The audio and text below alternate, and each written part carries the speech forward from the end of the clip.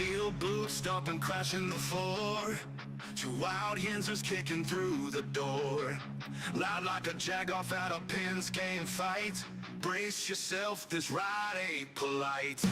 Two dumb Yinzers, loud and proud. Heads in the clouds, voices in the crowd. Chaos brewing, they don't play nice. Hold on to your iron and grab your prime anti-slice.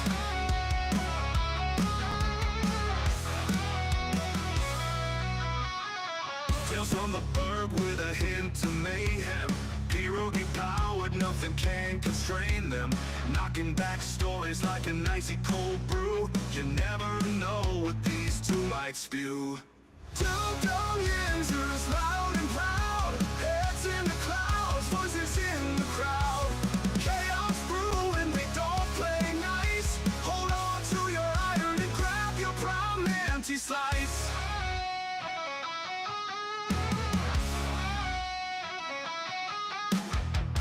From the bug with a hint of mayhem. Pierogi powered, nothing can constrain them. Knocking back stories like an icy cold brew. You never know what these two might spew. Two dumb Yinzers, loud and proud. Heads in the clouds, voices in the crowd. Chaos brewing, they don't play nice. Hold on to your iron and grab your prime anti-slice. Rivers collide where the laughs always flow. Black and gold thunder everywhere they go. The madcap kings breaking every mold. With two dumb Yinzers, the stories don't get old. Two dumb Yinzers, loud and proud. Heads in the clouds, voices in the crowd. Chaos brewing, they don't play nice. Hold on to your iron and grab your prime anti-slice.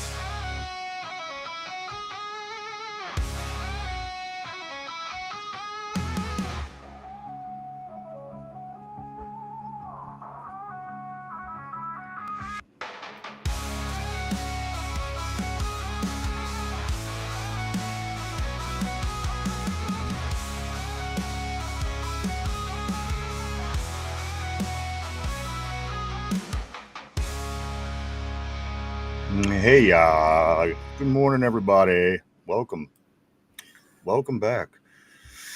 Wow, what a 48 hours or just about so since the last time we've seen everybody. I do want to say good morning, though. Welcome back to the Two Dumb Yinzers episode 818.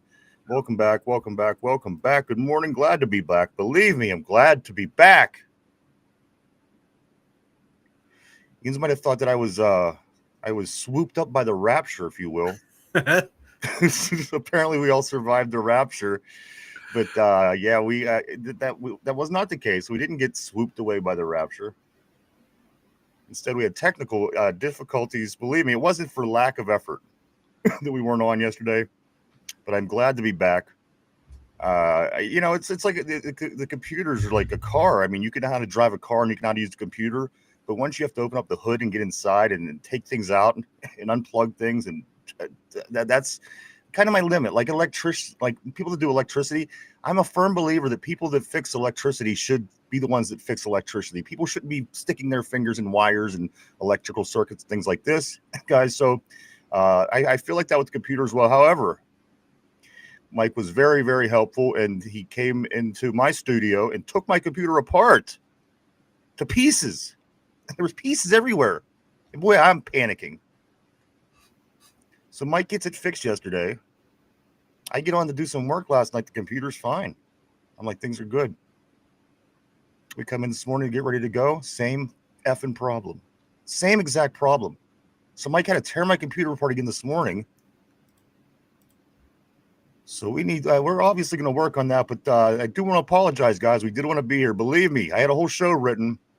And it wasn't until after we did all that work that I found out the computer wasn't going to go yesterday. So here we are. Welcome back. Michael Mahler, how you doing today, brother?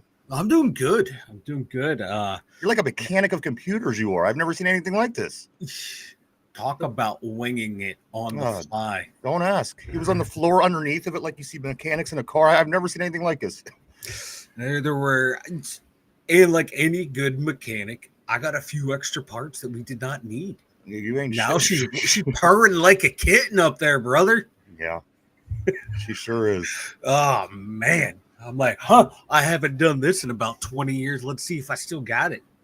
So this, And- impeded on other plans that we had.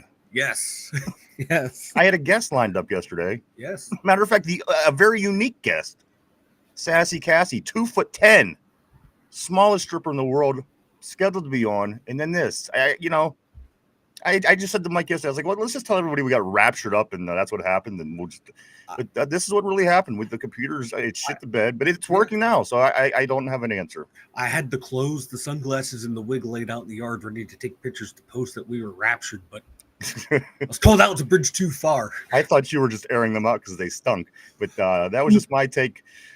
It's, I just taking the pictures, just the added step. So anyway, Cassie will be on. I talked to her.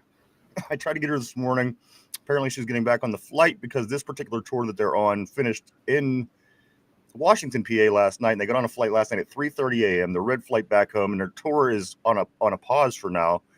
But I'm going to get her on from where she is. They're coming back at the Jurgles next month, but I'm going to get her back. She's going to be on real soon. So maybe this week, maybe tomorrow. I don't know. But I just want to let you know that we are going to have the world's shortest stripper. There's no other person on the planet that is like her. She's very unique, and it's going to be a lot of fun. I can't wait. I think you guys will have a lot of fun with her as well. Again, good morning. Welcome back, everybody. 8:18. This is. I just want to say good morning to Richard. I want to say good morning to Tortilla, Feel the Steel, RB, Jamal, everybody. What's going on, guys? Great to see you this morning. I'm glad to be back. It's hump day, and I'm glad to be back. Okay. Let me start on some messages here, Mike. Tortilla says game is going to start at 6 a.m. for me. That's wild. That is wild. Do they put that into consideration when they do this? Again, people on the West Coast. I mean, 9:30 is an early game, which again, this is what people on the West Coast do every week. So I guess it's not that crazy. But bumping them back to 6 in the morning, I think that's a bit bizarre. Maybe that should be something put into account at some point, huh? Your American audience. F them. F the Americans. What's up, you Irish Yinzer? You Irishers, I guess Phil still says. Yo. What's up, Jamal? Jamal, I before you take off, like if you're sticking around for a while, give us the information on your pod. We were going to look it up the other day, and matter of fact, yesterday we were talking about it and we were fixing the computer. We want to get on it, and we just want to get the details of what it's called and all this stuff so we could get on and check it out and like it and subscribe and all that stuff. So do that at some point on the board if you will. I appreciate that. Also, Jamal says, damn, 6 a.m. at Tortilla. Phil still says Steelers are going to get hypnotized by the queer leaders. Are the queer leaders traveling? Do they travel with the team when they go on over the pond? I don't know. I'd assume so. You would think they're part of the team, right? RB says Derpy fucked it all up with that morning average Joe show. Thanks, Derpy. You fuck. Yeah. Well, you know what? They're bringing my spirits up. I got to tell you that. The board is definitely bringing my spirits up from where I was 15 minutes ago. Well, I'm glad we're back. I had to talk you off the literal ledge. Really did. He was out on the roof. Taking pictures of that shit you left in the yard because I thought it smelled. But now that's not the case. The pictures are worthless. Tortilla says, with our luck, Terrell Austin and Arthur Smith will survive the rapture. Yeah. Fearless Steel says the derpy virus.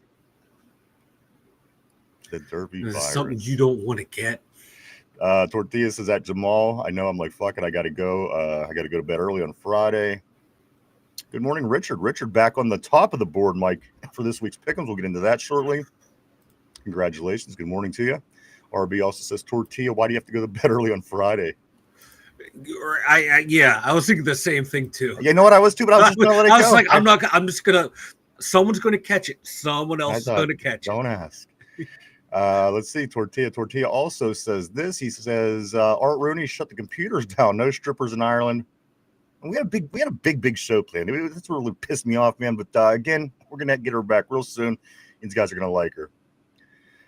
Corey, what's up, dude? Always great seeing Corey on the board, my man. He says, hey, fellas, missed you yesterday getting stuck watching Tomlin Tuesday and his dumbass rambling. Tortilla says, we bring these 7 bitches when we travel. Yes. And then finally, Jamal says, I love you guys.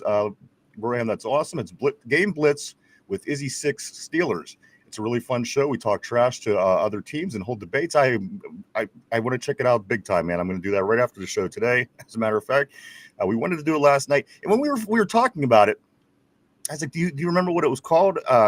And he said it's on the board from the last show. And then by the time we got done working on the computer, there was no having fun. It was all wishing that the Rapture would have taken us, but It didn't. And but we are going to, and I can't wait. Jamal, thank you, sir. I appreciate that.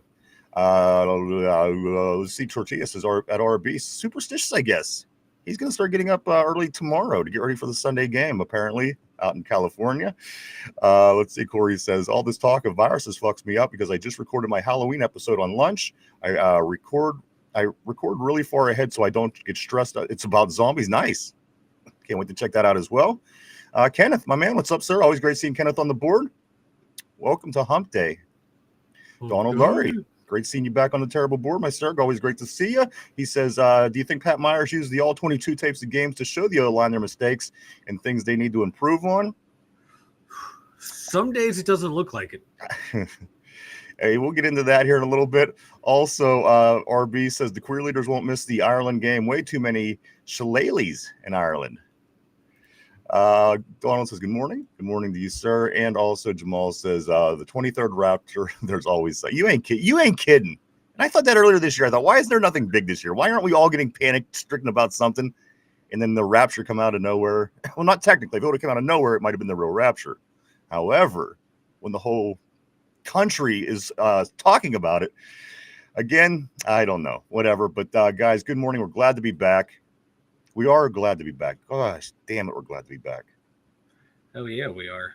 Corey says, Jamal, all the times they predicted the end times make me wish they would nut up or shut. You know, and they also, I've been watching some videos lately where they said that we all died in 2012. This is what people are saying. We all died in 2012. We just don't know that we're dead yet. I can pretty much guarantee that that's not the case. And I am a conspiracy theorist. And again, that's one of the more ridiculous ones. Because I don't know. I mean, I don't know what it feels like to be dead, Mike, but I know that I feel like I'm alive, and I know what that feels like. Yeah, punch me in the face. I'll is that when they shot Harambe? I don't know. Because I think that's when we all started to die. Was when they shot Harambe. Possibly. I don't know. I don't know. I don't know. But apparently, some people think that we're all dead. RB says the problem is Pat Meyer doesn't know what's wrong when he watches the All 22. Pat Meyer is the coaching equivalent of James Pierre. And finally, Tortilla says Pat Meyer and that offensive line just watch movies and eat Taco Bell during film study. Now, that's my kind of film study. Right. I'm heading out over there. You guys are like talking me into giving this guy an extension. Guys, just briefly, because we didn't talk about it yesterday, the Ravens, they lose again, 38-30. They play Kansas City this upcoming weekend, and we have listen, we're 2-1, and the Cincinnati Bengals are 2-1. The Ravens and the Browns are both 1-2. So here we are in first place, heading into the quarter of the season. And the basement dwellers, the Ravens and the Browns. I know it's not going to last. And I also realize this, Mike. I realize we're going to play Detroit and we're going to play Buffalo, and it's going to even things out throughout the course of the season. Mm-hmm. And they're going to play New England and they're going to play the Jets. And I understand that, but you know what? That doesn't make it wrong to celebrate now and enjoy the time, because again, quarter of the way through the season, we're coming up on here soon, and the Steelers are in first place.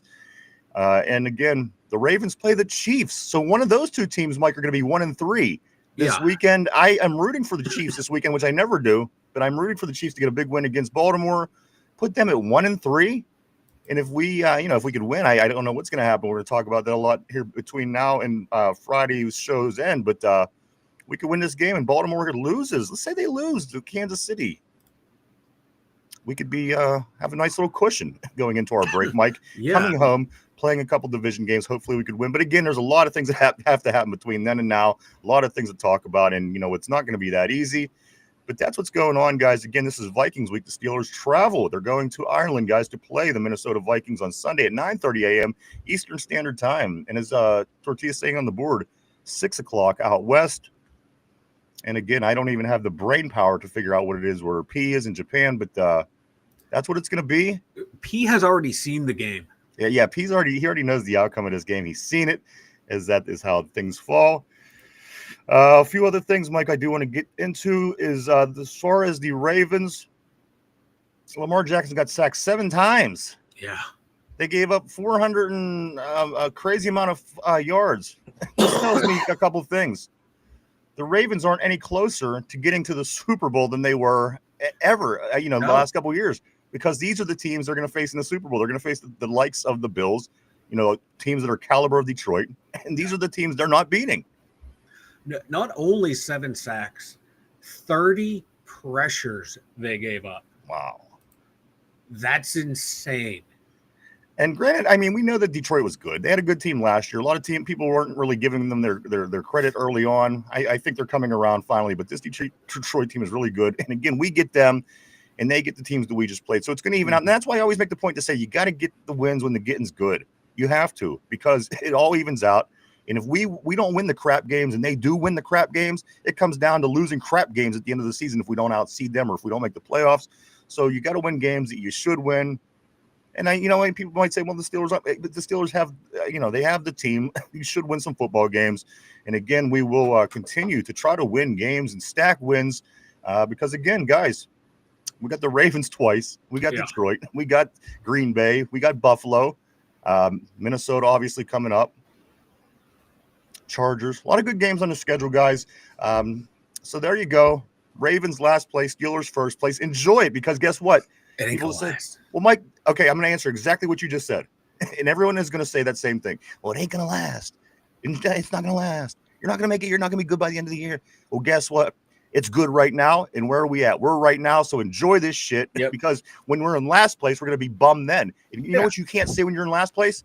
Well, we weren't in last place all year. Yeah. So you might as well enjoy it while it's here. This is your team. Don't enjoy the shit out of the misery. Yeah. Enjoy the shit out of this because, again, you're in first place, guys. Your Pittsburgh Steelers are in first place. Say what you will. Do what you want with that. That is what it is. Mike. Yeah. Isn't that what sports is about? Yep. You got to enjoy the moment. You got to enjoy talking shit when you can. Exactly. You can't just keep constantly looking ahead and dreading what's coming down the pike. And that's what game day is for. That's what the day before the game's for. Until the game's played, talk the shit. Enjoy the moment. Absolutely. I'm enjoying it. Because like I said, you don't want to pre-wallow in the misery that's going to come. You keep in the back of your mind that misery is going to be there. Yes, but enjoy it. Enjoy it. Smell the roses on the way to the gallows. Guys, I want to get a couple more of these messages in before we do get started here. Tortilla says, yeah, Tom Brady only has 3 Super Bowls.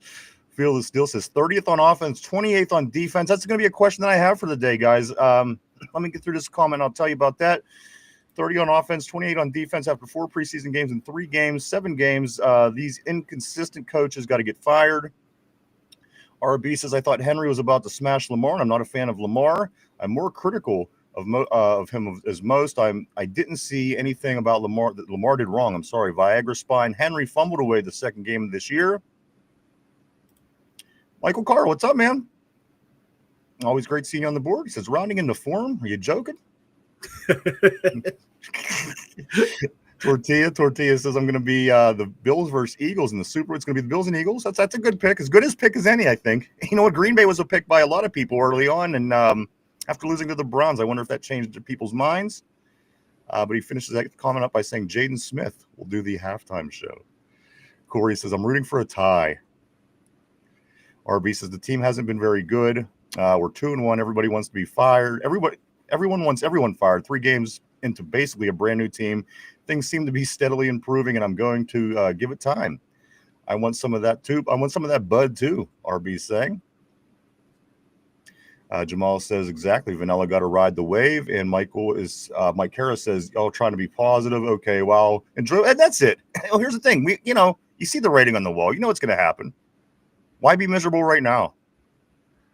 There's going to be a time down the road when we play all these good teams as we get to that point of every season, it seems like.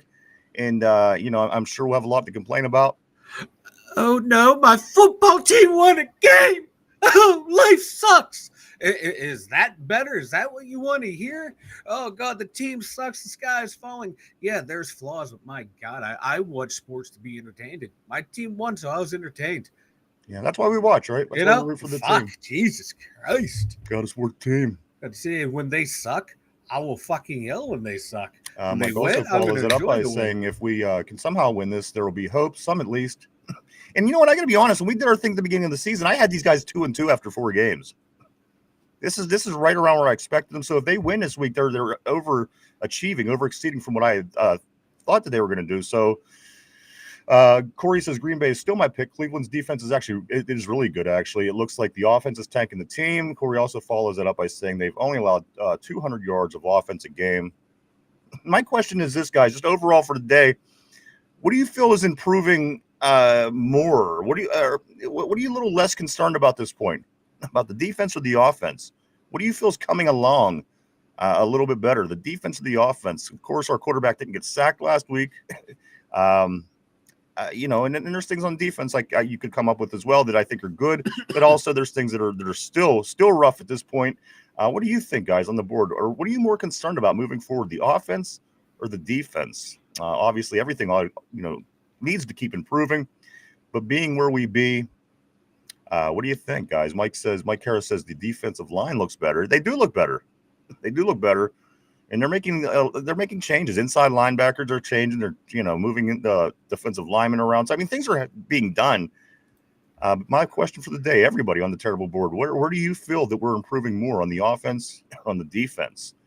RB says everyone acts like we're in such a bad shape since you can't block or play defense. Browns are the Browns, and Baltimore loses Jackson or Henry. They're are pretty much a shitty team.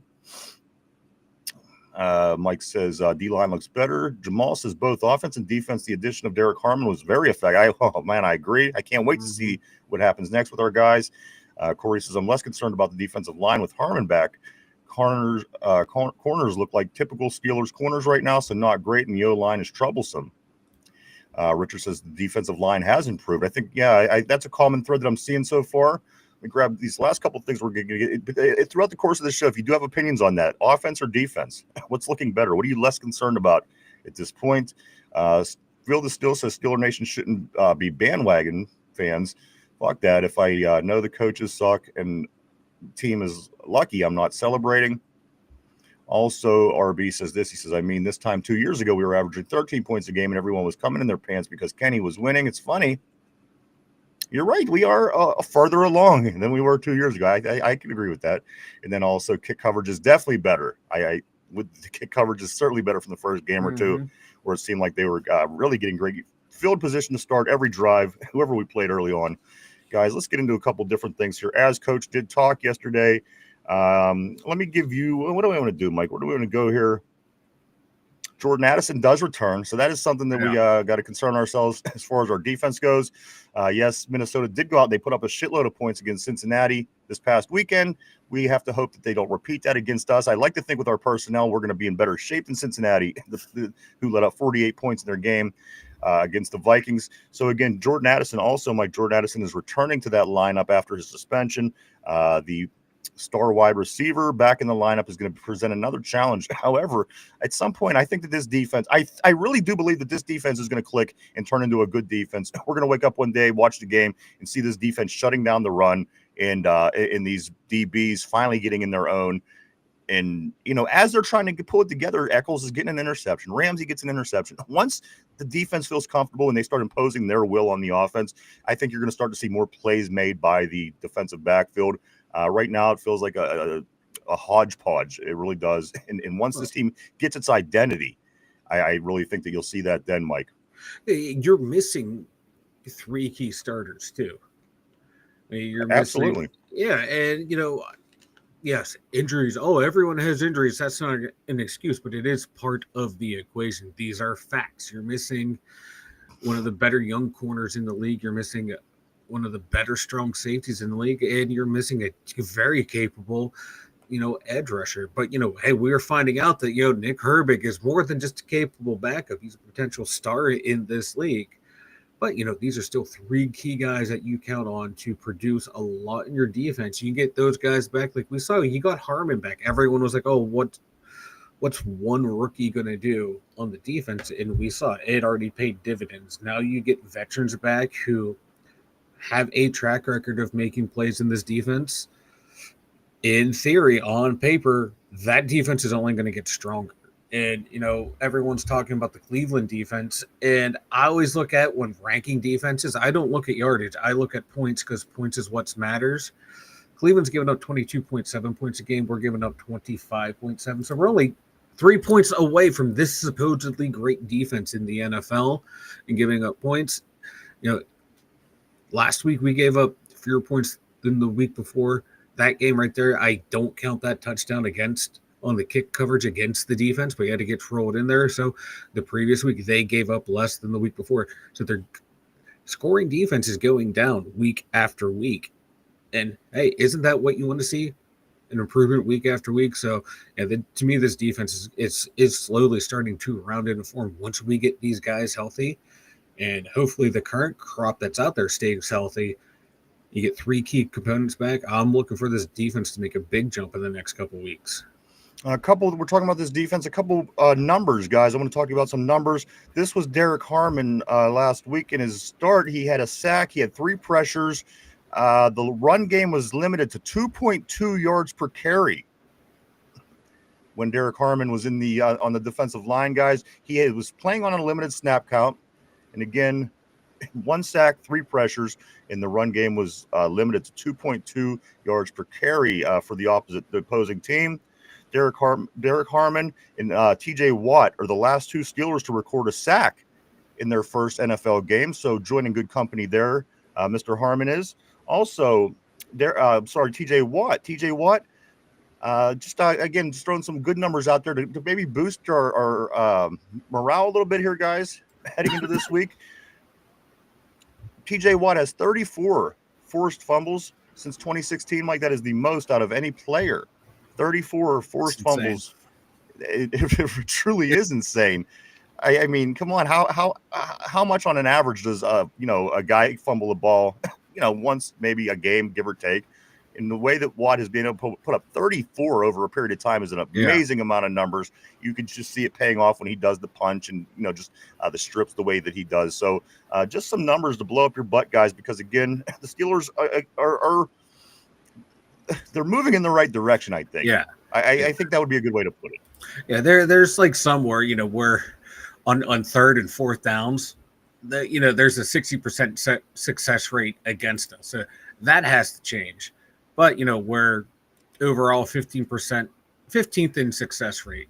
So we're just above average on, giving up successful plays, but we're 4th in sacks, 3rd in pressure in the NFL, and 0 points given up off of turnovers. So it's not a perfect defense, but they're starting to be, rounding into shape. They're causing turnovers. They're limiting, obviously have given up 0 points when the offense makes a mistake. They're stepping up in good times. Now, if you get the offense on the same page as them, the defense is only going to get better.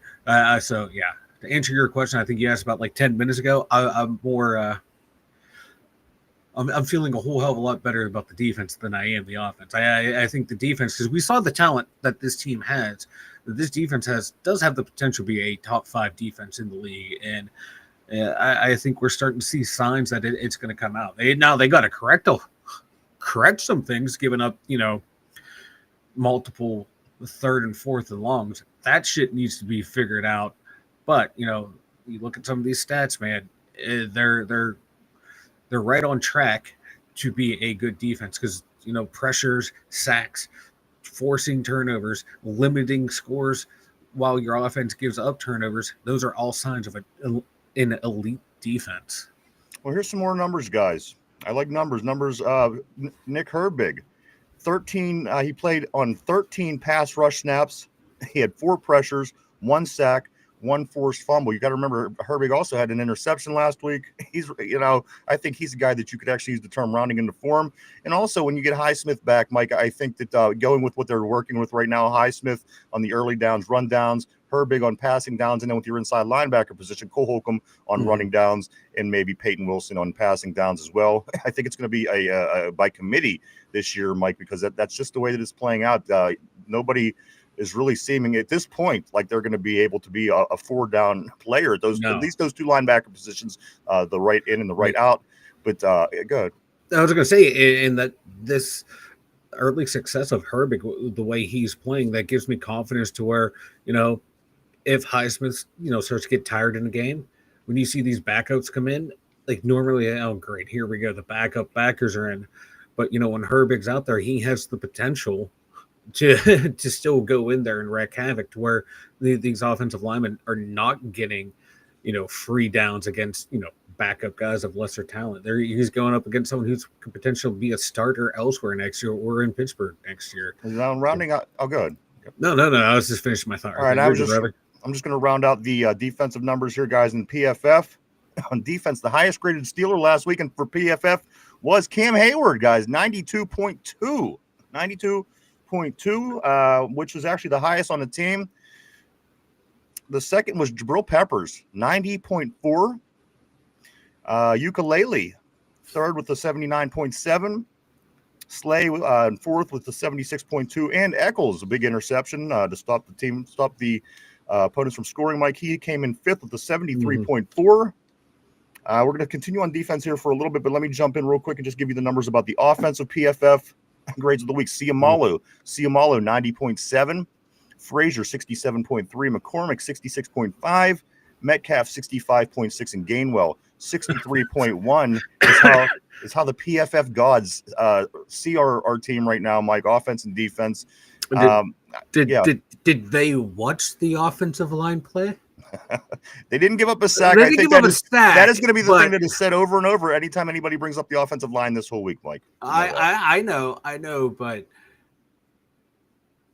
the Sayamala has been less than stellar this year. But hey, whatever. Hey, PFF is all knowing. If we're gonna, pump them up when they talk good about our guys, we'll okay. I don't like PFF. I'm not a fan. No. I almost do it out of mockery. I'm going to be honest. Yeah. Because I think that they have such a weird system, and it doesn't even make sense. Listen, if the average person can't figure out the system and the scores that they get, I don't like it because, again, what are you doing? What's the mathematical equation you're using? Yeah. And if you're the only person that understands it, I'm not a big fan of it. No. Did you see the guy from Minnesota he had the first ever 99.9 PFF, the most or their highest grade that they can ever give.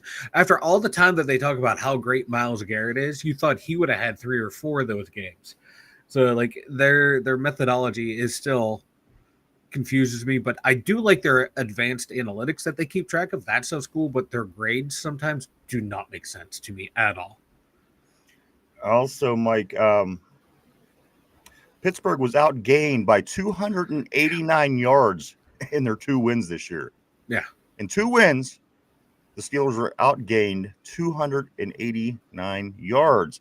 So, again, it's going to be one of those weird ball years, Mike, and that's what you're seeing. And, a really good thing can happen and a really bad thing can happen all in the same game. It could be the best thing ever, a specific play, and then you could have something happen down the road in the game that's the worst thing ever. It goes into the record books the opposite way. I don't know why these seasons that play out like this do play out like this, but a lot of times a lot of weird shit happens throughout the course of this kind of season.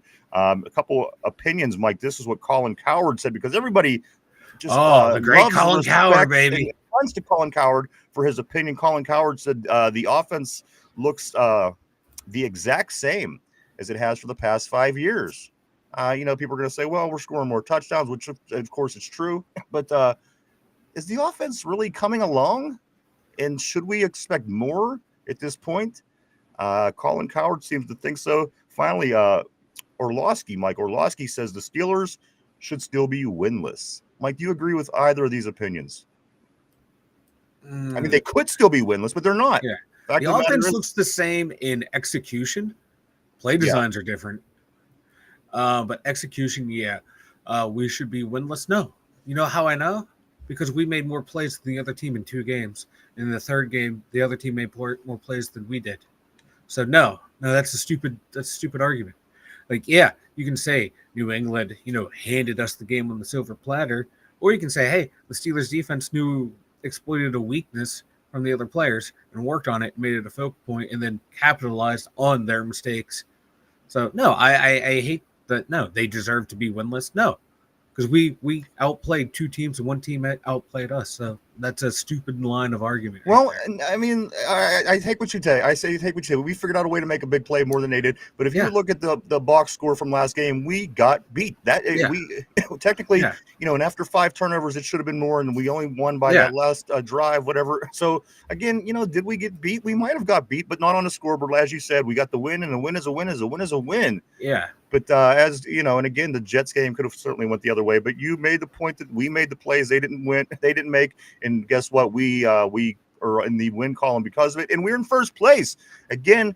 You might not be able to celebrate this whole season, or for very long, for that matter. So again, your team, your Pittsburgh Steelers guys, are atop the division.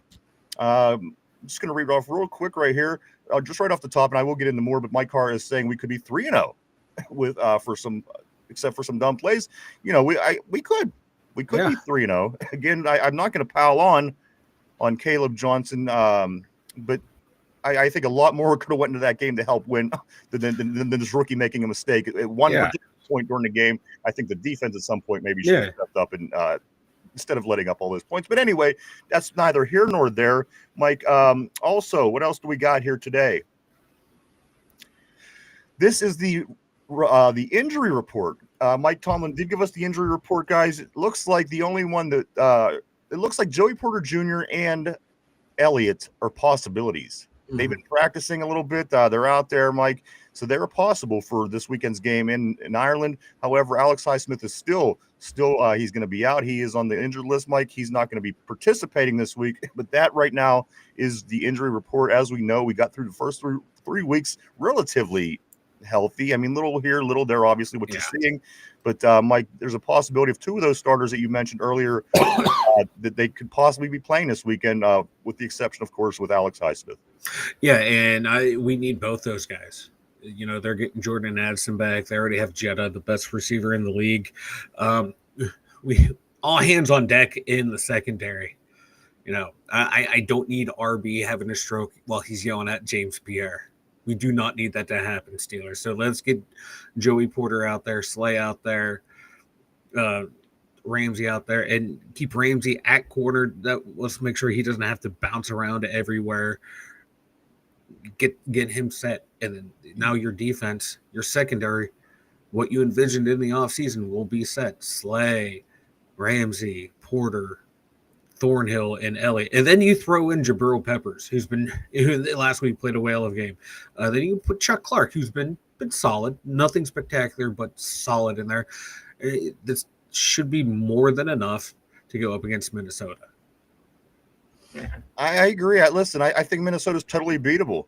I just wonder, how good are we really? We're going to find out a little bit more, guys. It has, as I said, it's been a litmus test all season. I'm still not sold on what kind of team this is. There's signs of things they do well. There's signs of things they don't do very well. And again, I think the potential's there with a lot of these guys being very successful players in the NFL. A lot of them being multiple time Pro Bowlers. A few of them being Super Bowl champions. So again, could we have put together a better team than what we did this offseason? I don't know. I mean, yes, of course, you'd always like youth. That plays a big role. But for what it is, this team of what we have, I think that they could beat Minnesota. Minnesota's not an unbeatable team. I think when you start talking teams like Buffalo and like teams like this is where we're going to really have trouble. So again, get it when the getting's good. If you could beat this team, guys, get to this week off. Then you got a couple of Ohio teams. So I mean, if things start coming together for the Steelers, there's potential to kind of look okay. Mike, and as I mentioned a couple of minutes ago, Pittsburgh has been outgained 289 yards in their 2 wins. Get this: the Baltimore Ravens. The Ravens have 111 points this season. That's the most through 3 games by a team with a losing record. Holy shit!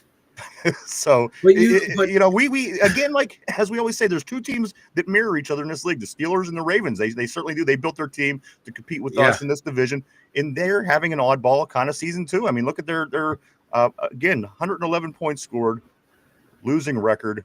Nobody's even close. Yeah, and they give up 32 points a game. That is insane. Yeah, but their scoring offense, like you said, is off the charts as well. And that team, I think RB hit it on the head. You lose Lamar or you lose Derrick Henry, that team is going to be terrible. I thought their defense would be a whole hell of a lot better than what it was, but my God. Ooh. There's just something about their offense that holds. And again, they score a lot of points. Don't get me wrong. Yeah. But there's something about this offense. It just feels like it's holding them back. I don't know. It feels like they should be a little bit better than what they are. But I'm not complaining about it. Let them struggle. Yeah. It's fine with me. But let's get back. Unless Mike, unless you want to say something else about this defense, I'm ready to jump back on the board. No, I'm good. Okay, let's get back on the board here, guys. Let me find where we're at. I do want to say this. Yesterday at practice, that's right. Yesterday at practice, Nasty Nate Herbig was back trying out with the Steelers. Of course, was the opening day starter last year as the season kicked off. He got injured early. Zach Frazier took over, and that was the end of that. But as of yesterday, for depth on this offensive line, and maybe just the depth issue, obviously, they had Nate Herbig in to try him out. I'm sure they know this guy. They're just trying to make sure he's in shape or whatnot.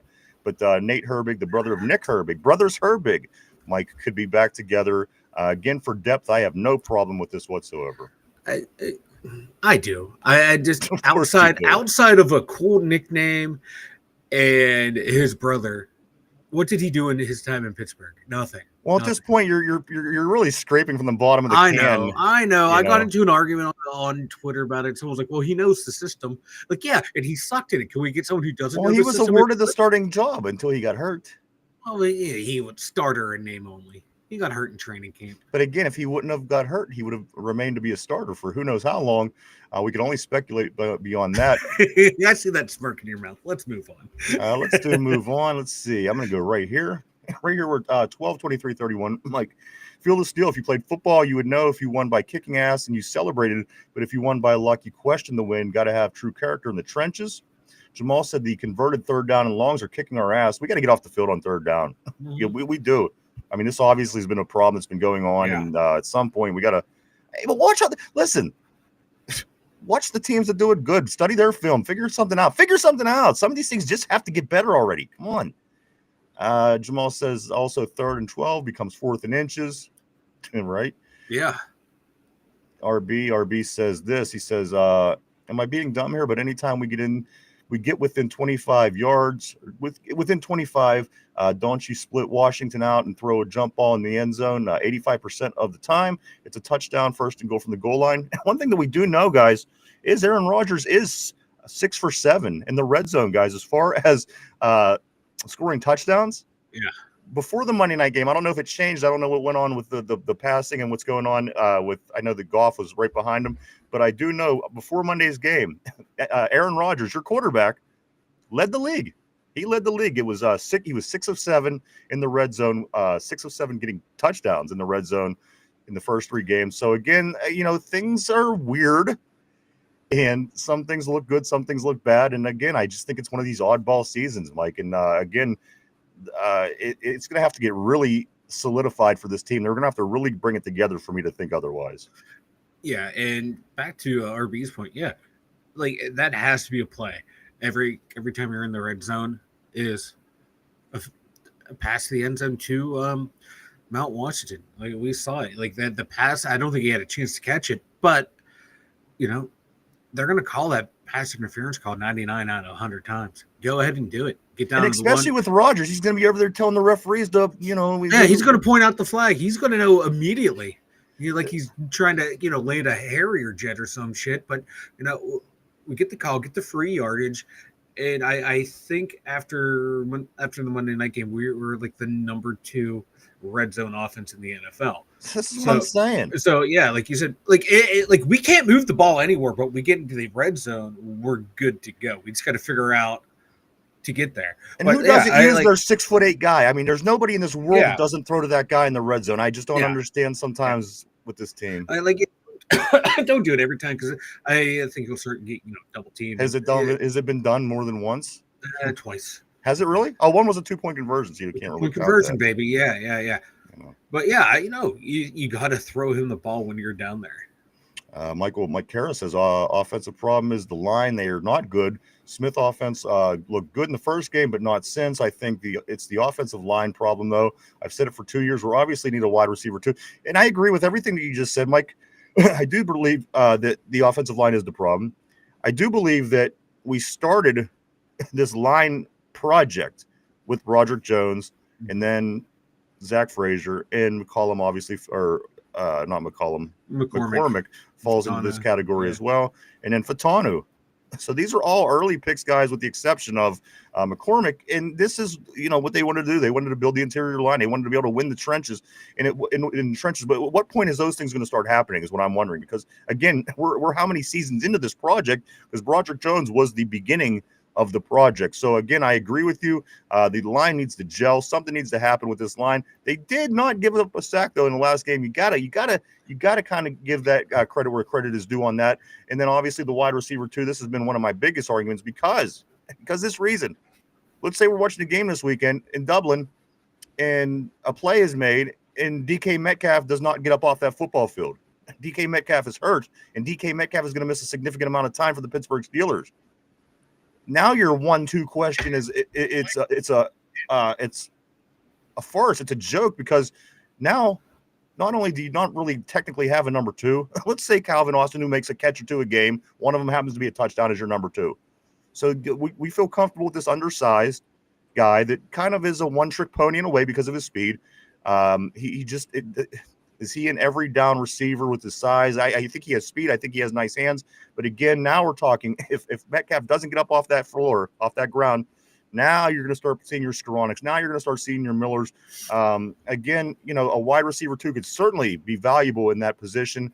And for Jaylen Warren to be leading your team as a receiver at this point, I don't know if that's good. It's good for him. It's good for the team. It's not good for the wide receiver room. And I think, and again, with Arthur Smith's offense, where he was expecting to see a lot more tight end action from this offense built around the tight ends. Mike, 4 catches for 29 yards is what you got from your tight ends last game. Again, this was supposed to be built around the tight ends, and again, 4 catches, 29 yards. That doesn't even equal what a number 2 receiver would be, and that's between 3 players. 3.5 if you're counting Connor. But but I agree with everything that you said, Mike. I do think that the wide receiver 2, after 2 seasons, should have been addressed already.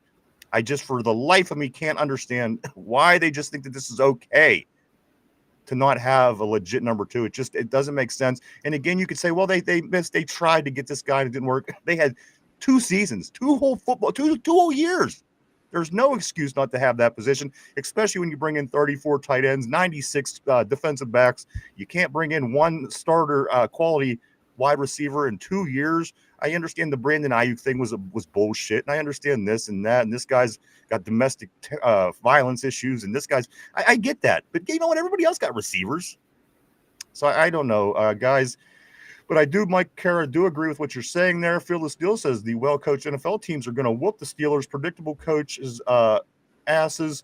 Just watch. I agree. I think when we play anybody that's going to be worth it, it's going to be what we've seen, Mike, the past couple of years when we played the teams that were worth it. We played Philadelphia, Kansas City, and Baltimore down the stretch last year.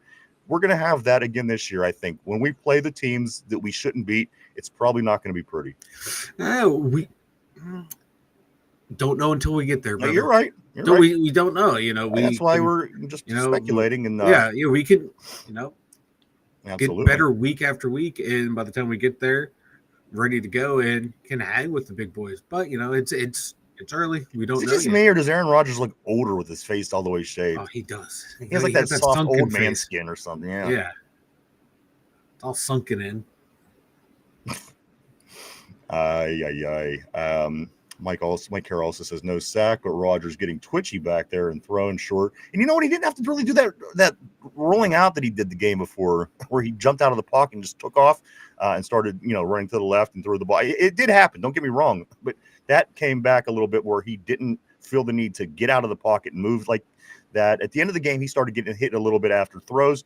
But besides for that, guys, the offense did, for what it's worth, it did improve to that point. He didn't, he didn't get sacked. That is something. So if he was getting sacked often, we would certainly be complaining about it. So again, we got to give credit where credit is due. Jamal said the only balls Colin Cowherd ever played with are man's balls. Boy, why he's not a very likable guy, that Colin Cowherd. No, what is it about him? He's just so arrogant and cocky, and he says the stupidest things, and he's really arrogant about them. Yeah, right. And he acts like he has this vast superior he knows like the sport better than the guys who play the Right. sport, and acts like he's better than them, and like, oh, telling guys like you suck. Yeah, comparatively to the guys in the NBA or the NFL, yeah, so and so sucks, but like to the average person, no, they don't. But he acts like he's better than the Right. person that he's talking shit onto. Like, come on, dude, get your head out of your ass. That's a thing in the media. I don't know. That's a It started. personality. It started back with Jim Rome. He was always the guy like that too. I always hate those type of people. I actually agreed with something that the other one said the other day. Oh no. Not him. The one that always got mustard on his sweatshirt. Big boy here in town. Oh, Eminem. Eminem. He said something the other day I really agreed with. I don't recall what it was, but I should have snapped it and had a copy man, in front of me. that could have been the sign of the rapture. Right I'll there. find it at some point, but I did. You agreeing I with thought him? what he said, it was about the coaching, and I couldn't agree with him more. I don't want to mash it up, so I'm not going to try. Yeah. Let's see. Phil still says the ball don't lie. The ball does not lie. Mike Carr says we could be 3-0 except for some dumbass plays. Corey says at Jamal, the game ball goes to Stevenson. His Butterfingers got the Steelers Player of the Week. And that's the thing. And I'm watching the game again for the fourth time yesterday. And one thing I noticed, they did play their ass off. They did earn those sacks. They did get in there and strip the ball. They were punching the ball from play one. So, to say the defense didn't look good, it was improved. There's just a couple things we have to really work on. And it all starts in the middle and goes the whole way back the field, from your interior defensive line to the inside linebackers to the defensive backs stopping some of these passes for once. It's just at some point I would like to see some of these defensive backs, these superstars, be superstars. It just, again, it seems like we're on our heels a lot on defense. We're reacting to what they're doing. I want to see let's get to the point where we're imposing our will on them, and they kind of have to feel like they're on their heels. That's kind of where you want to be as a defense, but right now we're not quite there.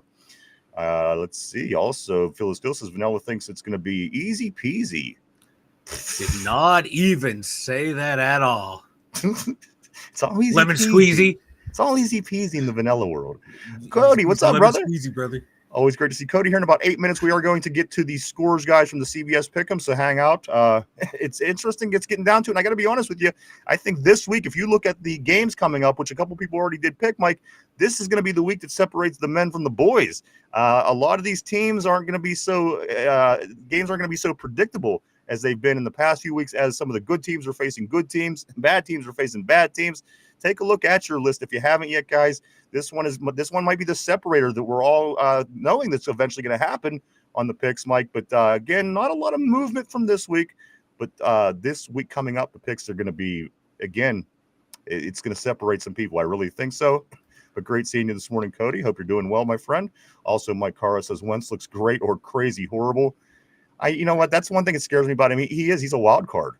You don't know if it's going to be the terrible Wentz or it's going to be the Wentz that comes out and put up 344 yards against us as an Eagle. Almost MVP Wentz, Yeah, exactly. That if that year they win the Super Bowl, he doesn't get hurt, or is it the Wentz that has followed since? And he looked good against Cincy. That offense. Like again, say Cincy, but how many points do we put up against Cincy's offense last year? They put 48, we put 17. So consider that. You got to think where we're at, where they're at. It's gonna be a good game. I'm not awarding Pittsburgh the win where I felt earlier in the year when I was like, it's the Jets. We got this.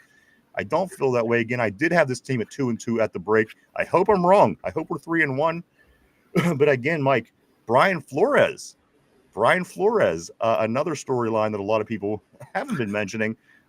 Involved, of course, is the Vikings defensive coordinator. Yeah. And it's going to be a big game. There's a lot that's going in. Mike, it's in Ireland. Yeah. Brian Flores, Jordan Addison's coming back. I mean, there's really a lot of there really is a lot of storylines to this game, when you have a lot of things going on, anything could happen. The Brian Flores storyline to me is always funny because when he got brought in, he was a Tomlin crony. Oh, he's a Tomlin crony. Oh, these middle linebackers suck. He leaves. Why do we let him leave? Can we stick to a consistent narrative? Did he suck when he was here? Was he a crony here, or is he a genius elsewhere.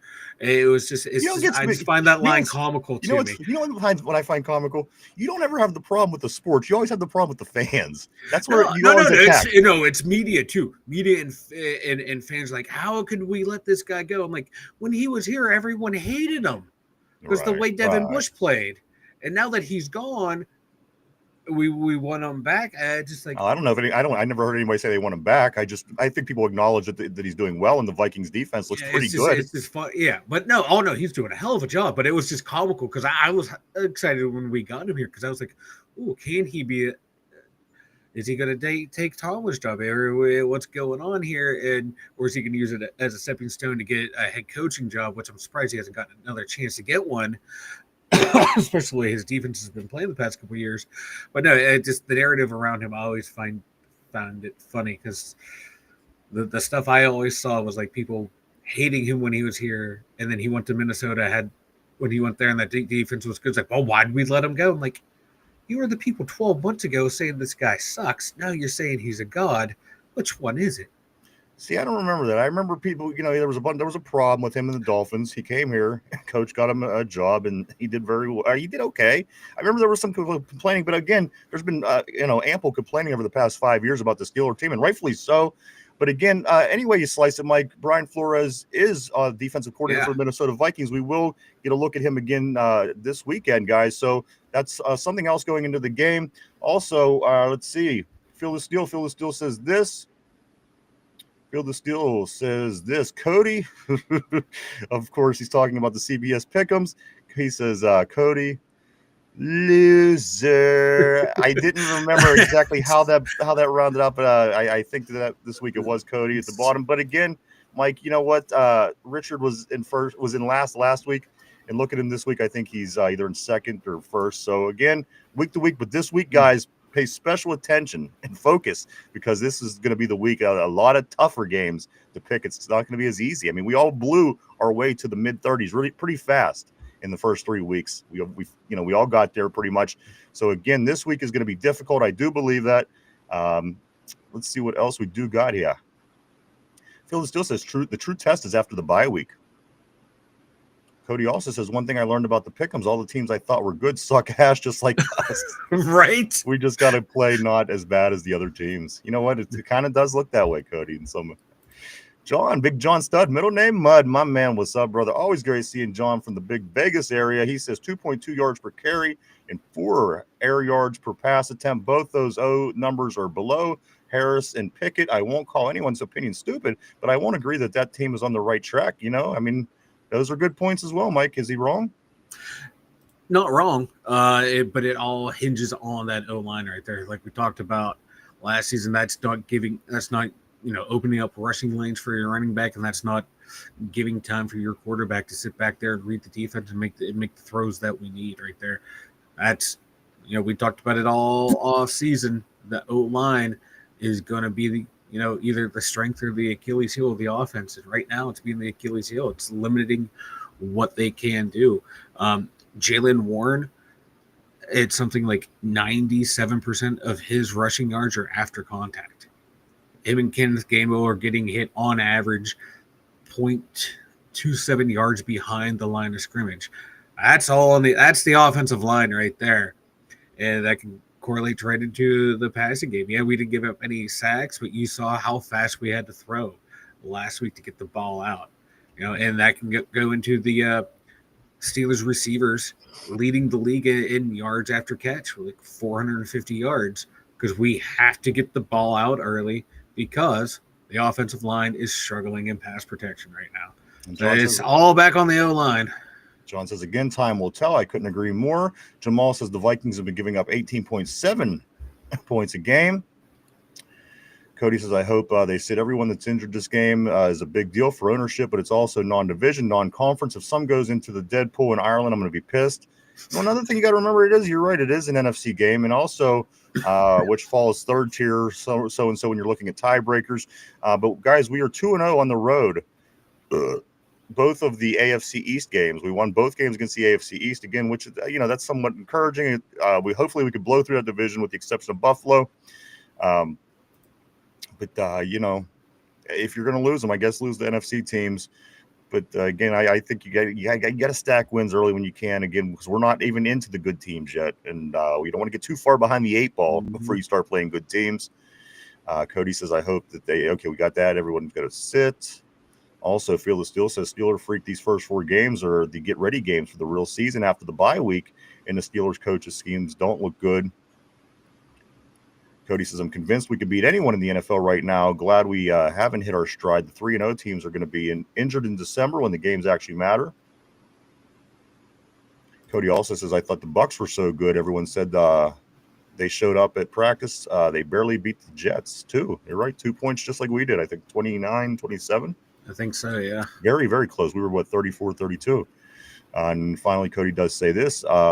If DK misses time, trash bag Ben Skoranek will take his place. Oh, God.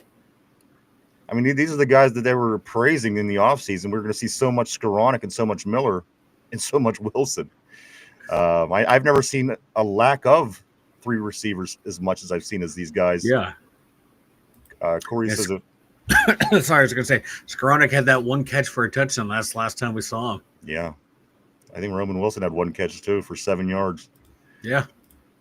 Corey says, if Tomlin would have put his foot down earlier and held Pickens accountable, then he would be coachable, and he would have been an easy decision to pay him. Now he's in Dallas, quiet, doing his thing. Freaking out down there and having issues with them as well. But I agree. Too bad he couldn't be coached, I guess you could say was the word.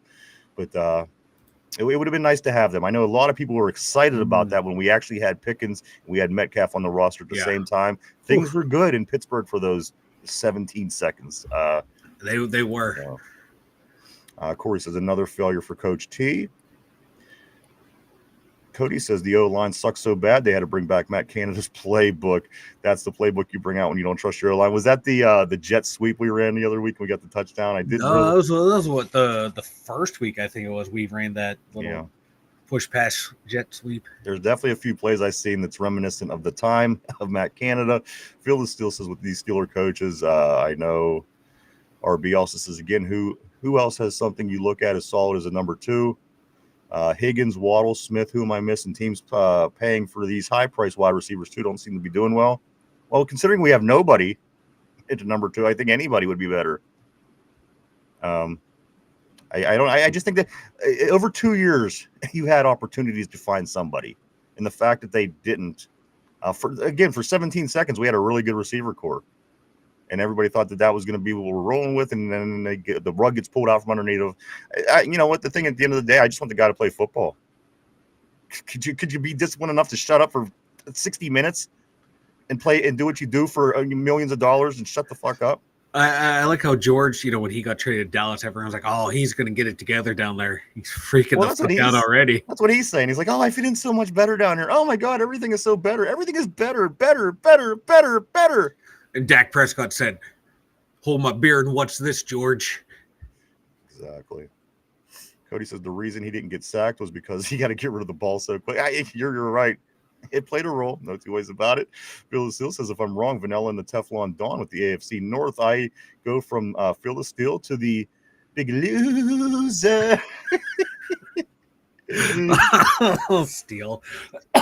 Steel's loving this more than anybody, I guarantee it. He is, too. He's having a blast. That's what I like to see.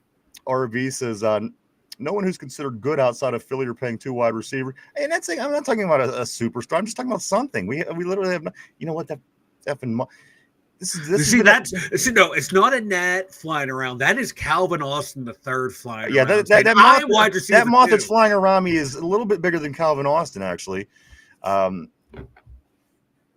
But let me get back to what Orby is saying. He's saying outside of Philly, 2 people will play wide receiver, and you can't pay an edge $150 million and then turn around. I don't think you should be paying an edge $150 million anyway. That's insane to me for 1 sack in 8 games. Come on. Anyway, that's a whole other story for a whole other day and a whole other debate. And then turn around and pay 2 wide receivers $25 million. They tried to get the rookie and Wilson. And what about the guy from and again, I don't know, but the guy from Washington was holding out. Again, if you're going to throw money around. The Steelers, listen, the fact that we've been aggressive as we've been in the offseason these past 2 seasons, and we went out and we picked up positions and players that I would have never imagined the Pittsburgh Steelers would land. and they grab DBs and they grab receivers, or I'm sorry, running backs, and they are not running back, tight ends. I'm sorry. And they just went out and they grabbed everybody. They're Jalen Warren, Jalen Ramsey, sorry, DK Metcalf, Darius Slade, the whole way down the list. Why is it crazy to think that we can't have a number 2 receiver, especially after 2 seasons? That's all. Again, maybe we shouldn't be putting all this money into the defense, being tens of millions of dollars paid more into our defense than anybody else, when the results are average. Again, TJ had a really good game,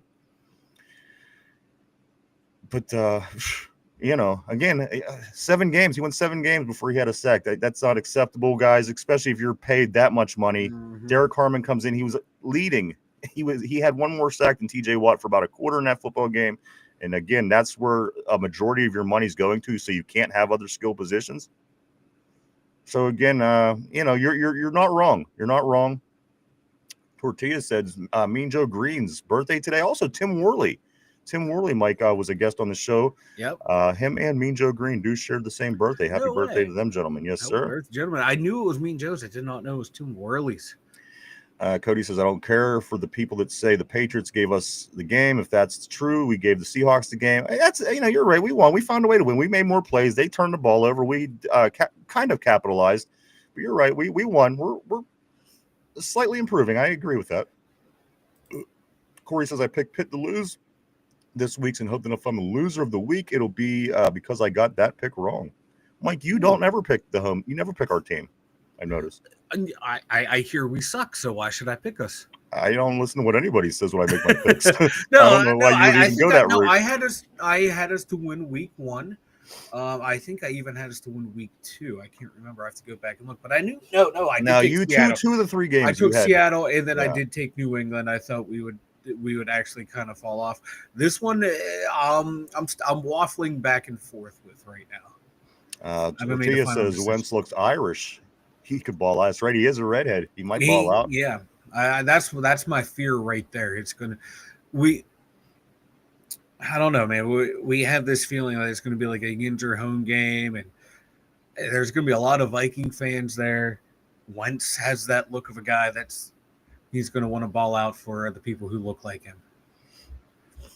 I'm worried. For people who look like him. All right, guys, what I'm going to do is I'm going to take a break in the board for just a moment, because I do want to get into these grades, these scores. I'm sorry, from the CBS Pick'em. If you do want to get in on this, guys, it doesn't cost anything. It takes you about 30 seconds to sign up. Mike will put the link up in the terrible board, and also just right outside on the YouTube main network page here for the Two Dumb Yinzers. The link is right there. You can click on that and get in these picks every week. It's a lot of fun, actually, really close to this point. And I think, Mike, this week moving forward, this is the week that separates the men from the boys, as these games are, I would say, considerably more difficult to pick than the first 3 weeks. So, guys, let's get into the scoring. We will get back into all of our Steeler talk and everything else moving forward. But, again, I don't want to make anybody wait any longer to talk about these results for the Pick'ems, Mike. This is how it went in the week. For the week, Feel the Steel, who's getting ready to lap Derpy. He's getting ready to lap Derpy in this whole thing. He outscores everybody with a big 13. Got 13 right this weekend, Mike. Had his 13 of 16 games. So congratulations, Feel the Steel. You are this week's winner. Coming in second, who only seems to finish at the top or the bottom. This next guy, he never finishes in the middle. Richard, he finishes number 2 with 12 wins, 12-4. He went tied with Richard. Is a strong player. I got to be honest with you. RB has been strong from day one in these picks. RB and Richard both had 12 wins for the weekend, tying them in the second place. In the third place, Mike, there's 1, 2, 3. That is Vegas, that is Finch, and that is myself. We all scored 11 points, 11 out of 16. Mike, you and Corey with 10s to finish out the week. Derpy with 9, Cody with 8 in the basement. But again, that'll change. But Derpy, again, Mike, he's about to get lapped by Phil. I'm going to get into the overalls in just 1 second. But remember, Derpy finished near the bottom again this week. And this is what the overalls look like, guys, moving forward. So just so we know, RB is at the very top. That's right. RB has 37 points overall and is in first place. Richard in second. Again, there he is way up at the top. 36 points for Richard. Vegas with 35 points, sitting in third place. Me and Finch with 34. Corey with 33. Mike with 32. Cody with 31 on the season. Derpy with 30. Field of Steel with 25. Mike. Field of Steel is literally only 5 behind Derpy. He missed week 1, but he's been with us ever since. And I got to be honest with you, it doesn't look like Field of Steel is he's getting right back in this thing. That missing 1 week, Mike, as we get into this, doesn't look like it's going to make much of a difference. No, not at all. And I'd hate to see where he would be if he made it into all those picks. And I don't mind losing to anyone on the board as long as I don't lose to Derpy. So, I don't want to lose to Derpy. It's like I may be in 7th or whatever place I am, but I'm looking down on Derpy, and that's all that matters to me. So that's what it looks like, guys. Again, the week 4 kicks off tomorrow night. So make sure you get them picks in. You don't want to miss one game. Again, Mike, that one game that week lost cost me. So if you don't, whatever you do, don't forget Thursday night's game. I understand how you can. But don't do it, guys. You don't want to miss it, especially if it's a no-brainer. You want to get in there and make that pick. So congratulations, guys, for everybody's week 3. Everybody's still looking strong with the exception of Derpy, and it's going good. So good luck to everybody. This week will be considerably more difficult to pick than the first 3 weeks, I do have to say. So good luck with that, guys. Let me get back on the board here, Mike. I don't want to miss out on anybody here today. Donald says this. He says you really want to know how good the Steeler team could be. You really want to know how good this Steeler could be until after the bye week. I agree. RB says all the veteran QBs, good or bad, carve up Mike's never-changing game plan. You know what? I've been hearing that so much lately. Tortilla says our guy's going to be out there hungover, no sleep, and Mike Tallman going to be talking about don't blink.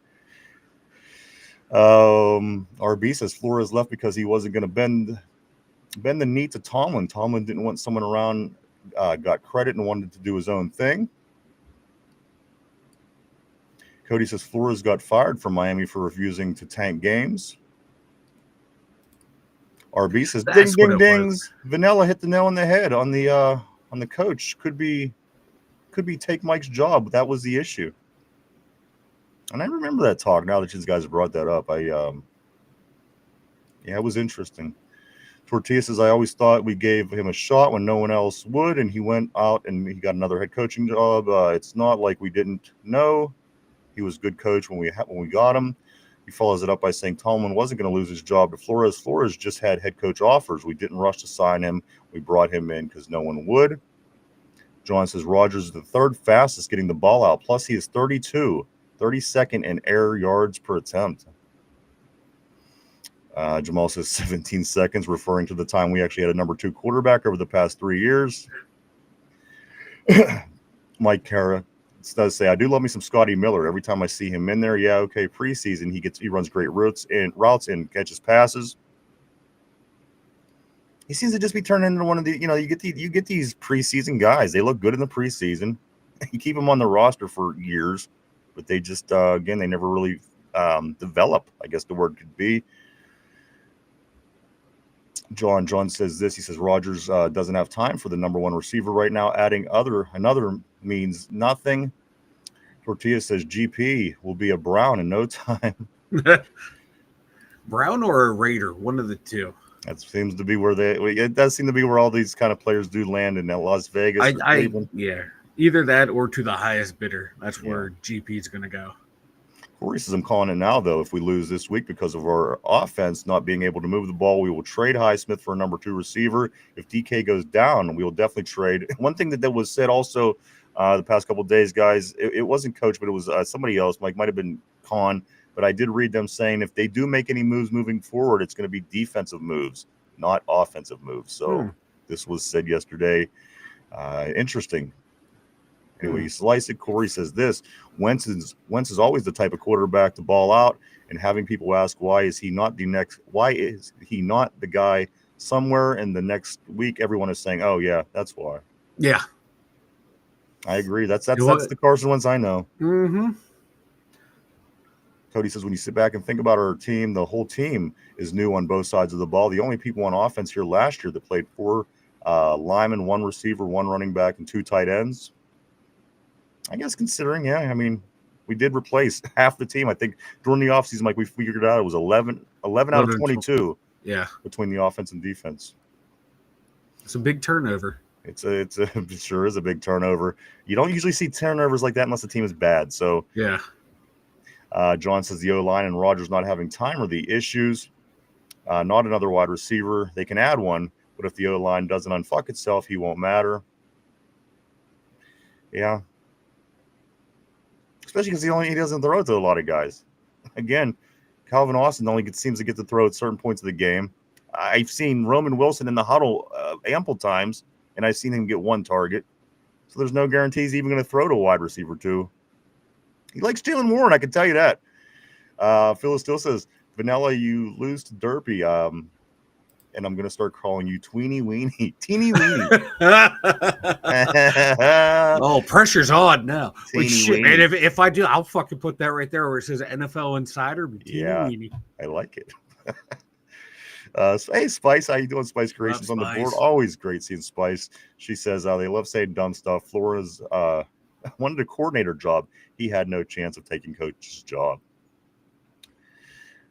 And Cody says this. Frazier's second-round pick, Great McCormick, is a fourth-round pick. We expect to play like a first-round. Broderick, first-round. Fatanu, first-round. Ciamalo is the only veteran coming from the Super Bowl team, of course. He's close to retirement. How come people don't bring this up? We're trading for Bobby Wagner. I wish. I wish. Oh my God, Mike! Remember when he was in Seattle? That's all I wanted. Just give me Bobby Wagner. Yeah, because he's and everybody's going, oh, he's getting old. I don't want Bobby Wagner. My God, this guy still tackles better than anybody in the league. Yeah, and that's why I do think he is cryogenically frozen in the offseason. They thaw him out, and he goes out there and balls out because he has not lost a step. It's infuriating. Dexter Lawrence, if we were getting another defensive guy, we get him. I just don't know if the Giant, he's a big part of the team. Yeah, of what they want to build with their defensive front four to try and wreak havoc. No way they're parting ways with Sexy Dex. And again, we're going to be paying him a lot of money if he does. And again, I don't know. That is a dumb organization up there. Well, they're already removing Russell Wilson from the starting position. Okay, so they're not as dumb. Because we certainly went a lot longer with him as our quarterback. Let's see. Tortilla says the last old head Infinity Stone. Corey says, I got it. Put Washington at fullback, John at running back 2, Muth at wide receiver 2. We can do the tight end circus. DK can block for Johnu. Well, that was the 2-point conversion. We had all the tight ends out there. That's true. We had them all out there. The Arthur Smith offense, guys, built around tight ends, 4 catches for 29 yards. And a 2-point conversion, baby. There you go.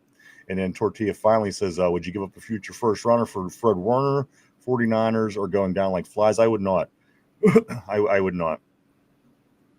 I mean, he's really good. I would love to have him on my team, but I'm not going to give up a future first rounder for him. I wouldn't make that decision. And even somebody like that I would run really bad. Like I said, my favorite inside linebacker out there is Bobby Wagner. But again, you still have to consider a lot of different things. I wouldn't make the move. Mike, would you give up a first-round pick for Fred Warner? No, I'm not giving up a first-round pick for anyone this year. Mike, this player, we talked about the Giants just within the last couple of minutes. Of course, Jackson Dart. Jackson Dart is getting the start moving forward. So with Najee Harris getting hurt, being out for the season, Russell Wilson getting benched, his last win was December 8th of 2024 last year, coming up on a year here in another month or two. Mike, this is going to affect our compensatory picks if things continue this way. Mike, explain to us how this affects that. Because it's based on playing time. And, that's going to take some of these 4th-round compensatory picks. I think it's probably knock them down to like 6th-round picks. I'm not happy about this at all because we were planning on using part of those 4th-round picks and maybe even are we still getting a 3rd? I cannot remember. So this is it's going to screw us over going into the draft. We're still going to get comp picks for them, but not as good as they once were. And that's the shitty part right there. I agree. Again, I mean, well, it's not the end of the road. I mean, Jackson Dart, the fact of the matter is he could go in and shit the bed, and maybe they're like, well, you know what, maybe we'll just be better off with Russell. But again, he's a young quarterback. If you get him in there, I don't know if you're going to want to start yanking him this early in his career. So again, guys, that, and of course, nobody is doubting that Najee Harris is done for the season. Now, of course, with his torn ACL, or not his ACL, his Achilles, I'm sorry. So that was never going to get better for the situation. Go ahead, Mike. So right now we're a third round for Dan Moore, a fourth for Fields, fifth for Wilson, and sixth for Dante Jackson. So Najee does not affect us because he canceled out with like another corresponding move. All so right. The Najee one does not. It's the Russell Wilson one can probably drop to like a fifth. Probably might go from fifth to like sixth or seventh round pick. All right. So there you go, guys. Let me grab a couple more messages here. Mike Cody says, you guys just talked about people leaving that organization doing great as soon as they get out. What about Justin Fields? You know what? He looked good against us. Beyond that, I don't really know. I haven't seen a whole. I agree. I see where you're going. He's saying James Daniels, Dan Moore. But who was it that stunk, Mike? That went somewhere else was good. Who was that lineman? Was it Kent? Was it? No. Dotson, Kevin Dotson. Dotson. Who like he played good, but it was that we're gonna start. I think I'm starting. Was it Trey Essex over him, or like some other veteran guard over Dotson? And every time Dotson played, he played well. But they wanted, like in the playoff games, they kept starting Trey Essex or some other guard over him. And it was like, no, you keep playing Dotson. And then Colbert traded him for like a 6th round pick. Also, I'm seeing the Scadaboo's looking really good. There's a lot of people here in Pittsburgh that are saying, my God, if we would have took Captain Scadaboo over Caleb Johnson, maybe we would be getting some production out of that rookie position, Mike. He's looking pretty good, doing backflips after scoring touchdowns. Our guy let the ball bounce off his head and go out of bounds, or whatever the hell that touchdown was at on the kickoff return the other week. So there you go. This is where we're at, Mike. A lot of people were saying prior to this the draft, go after Scadaboo. He's a Steeler. This guy plays his ass off. He's a Steeler. We went with Caleb, and again, this is where we be. Hargrave, you know what? Hargrave had a good career when he left. He went to Philly, won Super Bowl. And went to San Francisco, played well, made it back to another Super Bowl. Yeah, Hargrave, he had a hell of a career. But usually, the guys that do, it just really it's highlighted. It's where people hyper focus on it because it's like, oh my God, why didn't he do nothing when he was here? Look at what he's doing there. So we acknowledge that certainly people have left and not done anything. But there's been a lot of guys that certainly have as well. Manny Sanders, and a lot of times too, it's a numbers game. Hargraves loves because we had Stephon Tuitt and Cam Hayward. We had to give contracts to. Then other people on offense and defense we had to give contracts to. Manny Sanders, we had other receivers coming at the time too. A lot of it is just a numbers game too. But the Dotson one, that one was a big mistake. Big mistake. They should have kept him. Phil, I do remember Phil saying, I freaking said it. Get Scadaboo. He's a fan favorite kind of guy too. This guy did really well in Pittsburgh. RB says Dotson was a right guard. Was good here as a right guard. Then with Tomlin logic, just move him to left guard and it'll be fine. It wasn't. Left here, went back to right guard and played well again. Jamal says Jukins, Henderson, and Scadaboo, everybody but the Steelers rookie running back. Everybody's looking good except for the guy we got. Of course. RJ Harvey's looking good out in Denver. Yeah, man. Also, Mike, some other things going on. Mike Hilton is signing with the Colts. So this Colts team adding Hilton to the lineup. The 3-0 Colts, Mike. Indiana Jones led Colts. Oof. And also Ben Saul is the former Pitt kicker, former Steeler. He is signing to the practice squad with the Falcons. Again, he's going to make somebody happy one day as far as having a kicker. He might. The way the Falcons are going through kickers right now, my God, if he can just kick a 45-yard field goal, he's going to be their number one kicker. I think they could, they might have found their guy. Also, a couple other quick notes, Mike. Cam, this is what Cam said about the production on the Steelers defense. He said it's not acceptable, was the quote. Cam says the Steelers need to be better on the money downs. Mike, the Steelers goes to your point of what it is that you usually say about Cam when he blames he says we when it's about Yeah. things that's bad, and it's me when it's Yeah. about things achieved. Yeah. Here But he is. I'm not going to talk. I'm not talking bad on Cam this week. All right. I'm not talking bad. He is not wrong. They all need to play better. And he went out. He had a hell of a performance.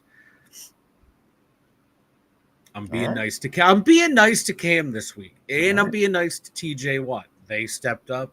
They had really good games. They again. It only took them a quarter of the season to get into game form here. You know. I'm not talking bad. I'm not talking bad on either one after right. a good performance. All right. I mean, you know, for the money they make, I would have thought that they should. Hey, all right. I'm not talking bad. I'm not talking. I'm trying to be nice, And especially the fact that he played the money game all the way to the very freaking first kickoff of the season, almost. Yeah. I mean, again, okay, we'll give him that. They had like if he can keep playing the way he is, I think that's going to help the defense on those money downs because he'll be getting more disruptive up front. Him and Watt can be disruptive up front. Give those guys in the secondary some more time. So I'm not going to badmouth Cam this week. Mike, about the offensive line, we've been this has been a popular topic all day on the show. Ben Roethlisberger says James Harrison would have 15 sacks against Broderick Jones. Yeah. Yeah, he's not wrong. He's not wrong. I can't wait to see what Myles Garrett's going to do against them. Yeah. That's what I'm saying. Once we get Aiden Hutchinson, you know, how many times they got a hold of Lamar Jackson? You mean to tell me they're 30 not pressures. You mean to tell me they're not going to be able to get a hold of our guy with our line? You know, our guy's a bit slow. Entire game, baby. Our quarterback's a bit slower than Lamar Jackson, I think, right? Right? Can anybody confirm that? That might be a hot take, Ryan. You put those two head to head in a race, it might be neck and neck. Yeah. Yeah. So that is that, Mike. But it's funny though. I was looking at. We leave these two guys on an island like 75% of the time, and this is on PFF's graph. They're on an island like Fatanu and Broderick Jones 70% of the times. They're at the mean. They're like literally those two guys, Will Campbell and another tackle, are like the average tackles in the league, and then there's half the starting tackles above them and below them and giving up pressure. So they're performing about average in the NFL as your two tackles. That'd be all right if they were like third round picks, but these guys are both first round picks. They gotta get their pressure or allowing pressure rate down. They need to get a whole hell of a lot better, or we need to start using one of our 45 tight ends on one side or the other to help chip someone to give those guys a break. I grab a couple messages. I'm pulling something up here. I have no idea where we're at. Let me help you here. We are right here. We are on RB's 13-18-40. Okay. I beg to differ. Beg to differ. Genty looks like ass. That's you and Ryan right there. You guys absolutely do not like him at all. It's not you and Ryan. It's Genty. His numbers are ass. But go ahead. Genty has 101% of his yardage is after contact. He's getting hit behind the line of scrimmage and getting yards after contact. Najee's line was never that much better than that anyway. But go ahead. Yes, Genty has been looking ass. I beg to differ, but that's all right. Hey, we'll find out soon as the season's over. We sure will. And as I said the other day, I sent you all the numbers, and he has a long way to go to that 1,200 yards that Najee got in his rookie season. So at 140 yards after 3 games, he's still got a way to go. But I got a close eye on him. I got my eye. Jamal, if Daniel Jones is the MVP, is MVP of the league, the NFL is in trouble. My God. Oh, God. Could you imagine if he becomes Jones? MVP, comeback player of the year, the dude he looks cross-eyed. Like how he can find a receiver down there, that's beyond me. I'm all for it. Corey Johnson looks like the geeky fuck nobody picks him kickball, but he always runs the wrong direction and doesn't know any of the rules. That's my running back right there, baby. And the sad part about him, we was hoping he would be so much more as a rookie, just more productive as some production as an offensive player, and again maybe give you something that you would have gotten from the combo that we had last year. Luckily, we did bring over Gainwell, Mike. I think that was such a smart move, because if we would have banked on it being Warren and Johnson, we'd be. That was a smart move right there, and that's why you don't always hedge your bets on the rookies. You don't know what they are until you really get them. Everything's based off potential. And Jamal, if we need to revamp the entire line after seeing the All-22, Jones is not even our worst lineman, and he's terrible. That's a ringing endorsement. RB, yes, RB. This Ryan and I actually talked about this off air, I think yesterday. Did anyone see the clip of TJ leisurely jogging after May on the scramble on the final drive? Great effort on 150 mil. Fans would be lynching anyone else for that piss poor effort. Yes. And he did it at least twice during that game. Did not continue to run after May once May broke contain. Look at the Monday night game. Marlon Humphreys running down David Montgomery. Caught him after 60, 70 yards. TJ needs to do better. He needs to continue that play. But I think on one of those where he gave up, I think the very next play he got a key sack. That does not excuse his effort. But that year when Johnson looked at the fumble and walked away, that same game, and that year too, Watt was doing the same thing. But it's TJ Watt. He's allowed to do those things. Apparently, no one will criticize him for it. But yeah, I saw it at least twice. I clocked it, and Ryan and I were talking about off air. You have to finish the play. You play whistle to whistle. You keep backside pursuit. What if there's a fumble? What if he cuts back and you're able to hit him to cause a fumble? And the fact that you're a millionaire playing a freaking game. And do what you got to do for 30 seconds. There's a break after every play. Get on the fucking ball. Come on. Yeah, you see Max Crosby out there giving 110% effort every single play. People got on Randy Moss because he said, I play when I want to play. And effort to hey, in his response to, I'm not running full speed on routes I know that aren't coming to me, or I'm just a decoy. This is the same thing right here, TJ White. You got to give effort the whole way through. All right. That shit really pisses me off. Come and grab a couple of these, Mike, and then I'm going to get into something. Right there. Yeah. One thing I give Cam Hayward credit for, he runs whistle to whistle. I give him credit for that. He moves his big fat body. I think on occasion, and I think on occasion he doesn't as well. But I've seen him go both ways, so I'm not going to. Yeah, that's fair. That's fair. All right. Corey says Watt got blatantly held. Is that where you were, or were you on the other? We're right there. Okay.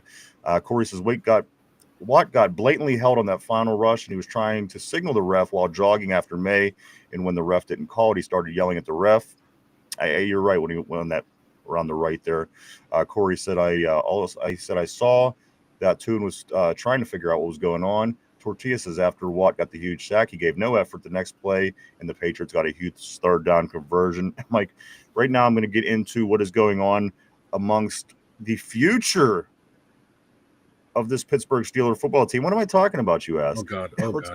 Let's talk about a little bit about what these guys in the college ranks did, Mike, and where they stand after 3 weeks in college. There's one name that I'm seeing, Mike, that is blowing the roof. I think I know. They're blowing the roof off of the college football world, Mike, and he's from the Big Ten. From the University of Indiana. Fernando Mendoza. Mike, 975 yards. 76 of 99 so far, 14 touchdowns, 0 interceptions, 975 yards, 206.2 rating, Mike. Just after these first 3 games of the season, he number-wise is outperforming all these other guys. But let me continue on. It seems like they have them in some kind of an order, but not really, because John Mateer out of Oakland has 12-15 yards, Mike, and he's listed lower. So just let me take a second to look. So he has great numbers. Fernando, Drew Allure, Mike, your guy from Penn State, he has 626 yards, He's 57 of 88. He has 4 touchdowns and 1 interception. This is a guy that a lot of people were speculating the Steelers might take as the quarterback from Ohio State. I wouldn't recommend it. I don't think he I know. recommend. I don't think he's looking that good. And also, Mike being a Penn State guy says no as well. So I'm going to listen to him on that. No. I'm rooting for him, but no, he's gotten better every year. But now, if you're going to draft him, you're going to draft him in the 5th, 6th round as a developmental prospect. Sawyer Robinson out of Baylor, Mike. He has roughly 1,300 yards, 13 touchdowns, 3 interceptions.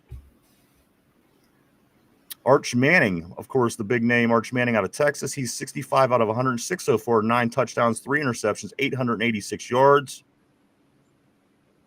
Carson Beck out of Miami, 7 touchdowns, 3 interceptions, 972 yards. The guy that we like, Mike, Lenora Sellers, South Carolina. He's 47 for 73 so far, only 4 touchdowns, 1 interception, 733 yards. I'm seeing a lot of these quarterbacks really putting up numbers, Mike. He is kind of falling in that area. What are we missing about Lenora Sellers? I haven't had a chance to watch him much this year, but I think he's going to be a guy that's going to go back in the college for another year or two, because I know he turned down big money to transfer. I think he's kind of committed to South Carolina in the process. I don't think he's going to come out until he feels he's ready. So unless he turns it on the second half of the season, I look for him to go back to the Gamecocks. All right. Another name, Mike, that I think everybody knows is this Garrett Nussmeier from LSU. Another person a lot of Pittsburgh fans mention whenever they talk about drafting a quarterback out of LSU. He's been 94 for 137, 6 touchdowns, 2 interceptions, 972 yards. So that's what these the prospects, Mike, these names that I just named, there's a good chance that one of them may very well be on our roster this time next year, just depending how things go. I can't imagine that they're going to stop looking for a quarterback. But, Mike, we have a Will Howard who did, he's very he's got good vibes as a young quarterback. The guy works. He says the right thing, and he wants to get out there and play when he's injured, and he practices when he's injured. There's a lot of good signs about Will Howard, Mike. Let me ask you right now, just from what we know right now, do we go after a quarterback in the first round?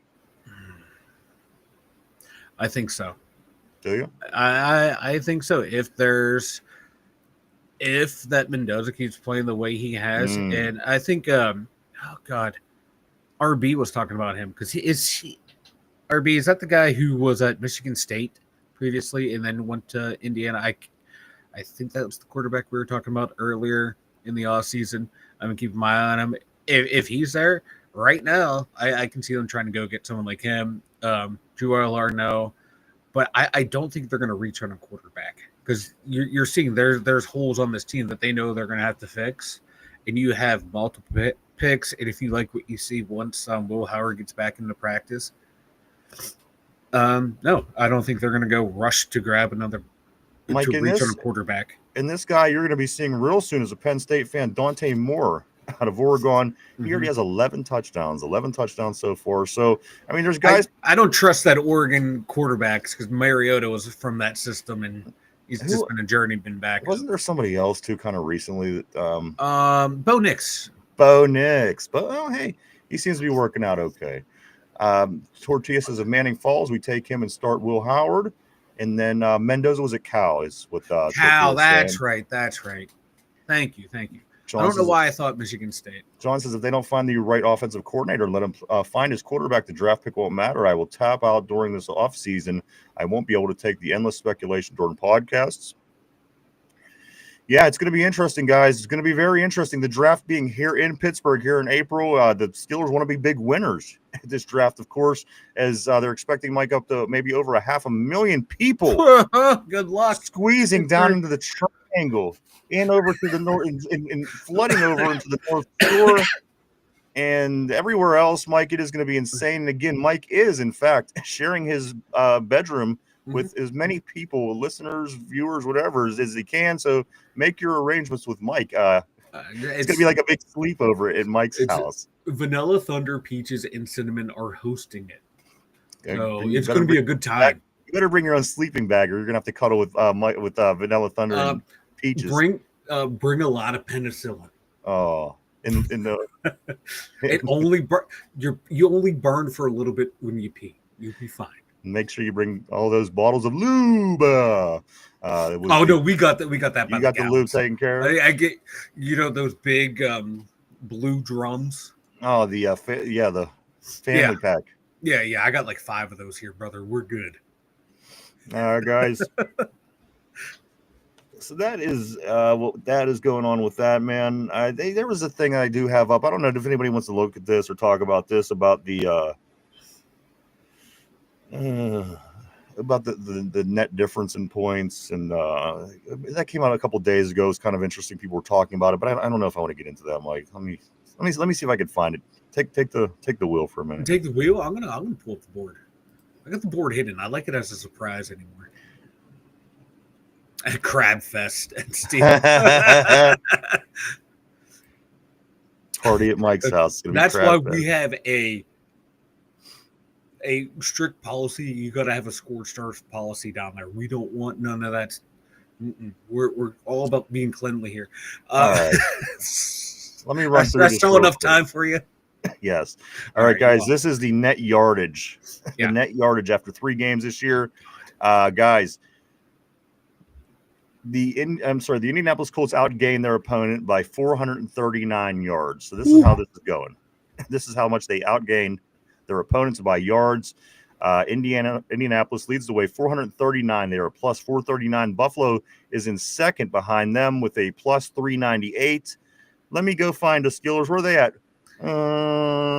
31. They are 31 at minus 417 yards. Minus 417 yards. 2-1. Danny Dimes plus 439 yards. It's insane. So there you go. Only one team has a worse differential than the Steelers. It's the Tennessee Titans, who have a negative 454. But don't feel bad, because the Cincinnati Bengals actually have the same exact numbers we do. They also have 417. So there you go. Do what you want with that.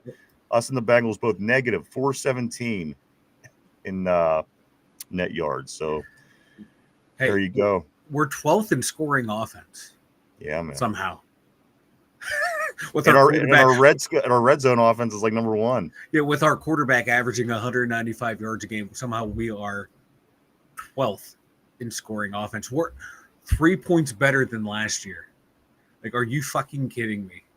That's a lot of work. How is this possible? That's a lot of work in the offseason for 3 points.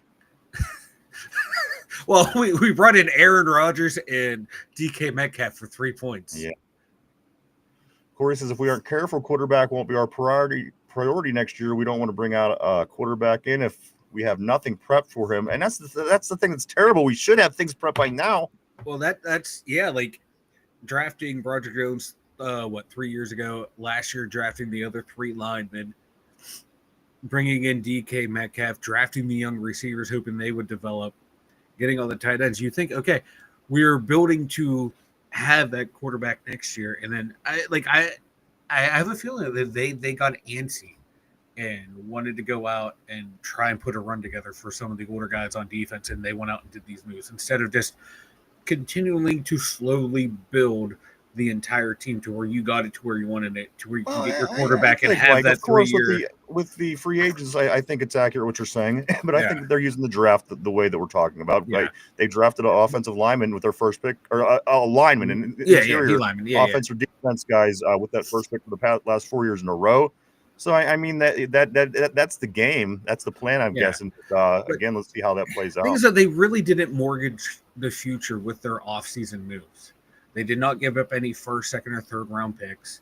They gained another 3rd round pick by trading George Pickens. So they're not mortgaging the future by trying to remain competitive. Corey finishes that up by saying, or we'll get another KP situation. We need to build a team ready for our guy. Corey also says, don't bring in a top guy with a mediocre O-line and one good wideout. That puts your young guy way behind the 8 ball to start his career. John says, luck is part of the game. The Steelers have been winning off of luck each year. The luck runs out. Those are telling stats. You're right. If you've been doing it for 4 years now, is it luck? Pretty much. We have the most. A lot of our wins are lucky. I Like mean, if you're Kenny, I know, Kenny, listen, Kenny, Canada and company winning all I those know. games by, those one-score games. I think we're luck a lot more than That's 4 to 5 years of luck is a whole hell of a lot of luck. Mike. Has this team looked any different to you over the past 4 No. years? This is the same exact team, the same exact Yeah. style of play, the same exact staleness that I've been seeing since 2021, 2020. It really has. I mean, considering you have nice names on the back of the jerseys now, we've improved in that area. But as far as these are the same kind of style games that we've been winning for the past 5 years. Yeah. Easy. It's the But same. that's a long time to be lucky. Is all I'm saying. You know what? We're unlucky sometimes too. You got to admit that. The ball don't lie. The ball don't lie is what Feel the Steel is saying. Tortilla Steelers are running on a premium bullshit running back right now, right premium bullshit right now. So there you go, guys. Mike, we're rounding third base. Let me just say these couple of things. Our other football team here in Pittsburgh, the Riverhounds, did get the win this weekend. They won over the Hartford Athletic, Mike, 2-1. They'll be facing the Las Vegas Lights at home this Saturday night at 7 o'clock. Also, the Penguins back in action finally. Mike, your Pens back in action in the preseason. Yeah. They take a loss to the Canadians 2-1 in a shootout in the first game. They're back at it today at Columbus with a 7 o'clock start. I'm pumped, man. Might be the last go around for Evgeny Malkin. Buccos get a win over the Penguin. Reds, Mike. They get a 4-2 win. They go for game 2 out of 3 today. It's 6:40. The Pirates season is coming to a close I was pretty going soon. to say they're still playing. I thought the season was over. Can't you know what? There's a certain period of time when all three teams play at the same time for a period, and that's right now. You have all three of our teams playing, and again, that game is at 6:40 today. Mike, why don't you go and tell everybody about the website? The twodumbyinzers.com. Make sure you go check it out. We got all of our social media links over there. Got the merch store over there. And don't forget, we got Vanilla Thunder's Dumb Thoughts. Check it out over there. It's up after every game. So go check it out at the twodumbyinzers.com. And also, guys, make sure when you get ready to watch the game this Sunday, wake and bake with your beer. Wake up and drink a can of Duquesne Pilsner. That's right, everybody. When you get up early on Sunday to watch the game in Ireland, do as the Irish, right? They say when the Irish are on TV, do as the Irish. Get your beer early Sunday morning for the game against the Vikings, guys. Duquesne Pilsner, who's been nice enough to mention us in their promotions as of late, and we want to give back to them. As you see, I have my pyramid back here, and I do want to say, guys, make sure you drink some Duquesne Pilsner. This is great beer. Of course, we've drank it every single game so far this season, Mike, and we're not going to change anytime soon. Nope. Mike made right here in Pittsburgh, and as it says right on the can, grab a Duke, everybody. So grab that, enjoy that for the game. This is the question of the day, Mike. This is trivia time. How well do you know your enemies? How well do you know your opponents? Put on your thinking cap. Also, everybody on the board, put on your thinking cap as well. It is time for question of the day. Of course, it's a Minnesota Vikings question. Here we go. The Minnesota Vikings have been to 4 Super Bowls. What year was the last year they went to the Super Bowl, Mike? What was the last year, calendar year, that the Minnesota Vikings were in a Super Bowl? Take a minute to think that over. We're live 5 days a week right here, Monday through Friday, 11 a.m. to 12 p.m. Eastern Standard Time every day right here on the Tube. Phil saying, yuck. I'm not a big beer drinker, Phil, huh? So, guys, question of the day. Vikings been to 4 Super Bowls. They lost all 4. Which year was the last time they've been there? Mike, 1999 is what Tortilla's saying. What's your thought process? What's the last time the Minnesota Vikings played in the Super Bowl? See, the Dante Culpepper era did not make a Super Bowl. Phil says, don't Google vanilla. Cody's saying 2003. Okay. You're saying Dante Culpepper did not go to the Super Bowl. All right. Randy Moss not. Chris Carter, I don't think that era did. John Randall did not.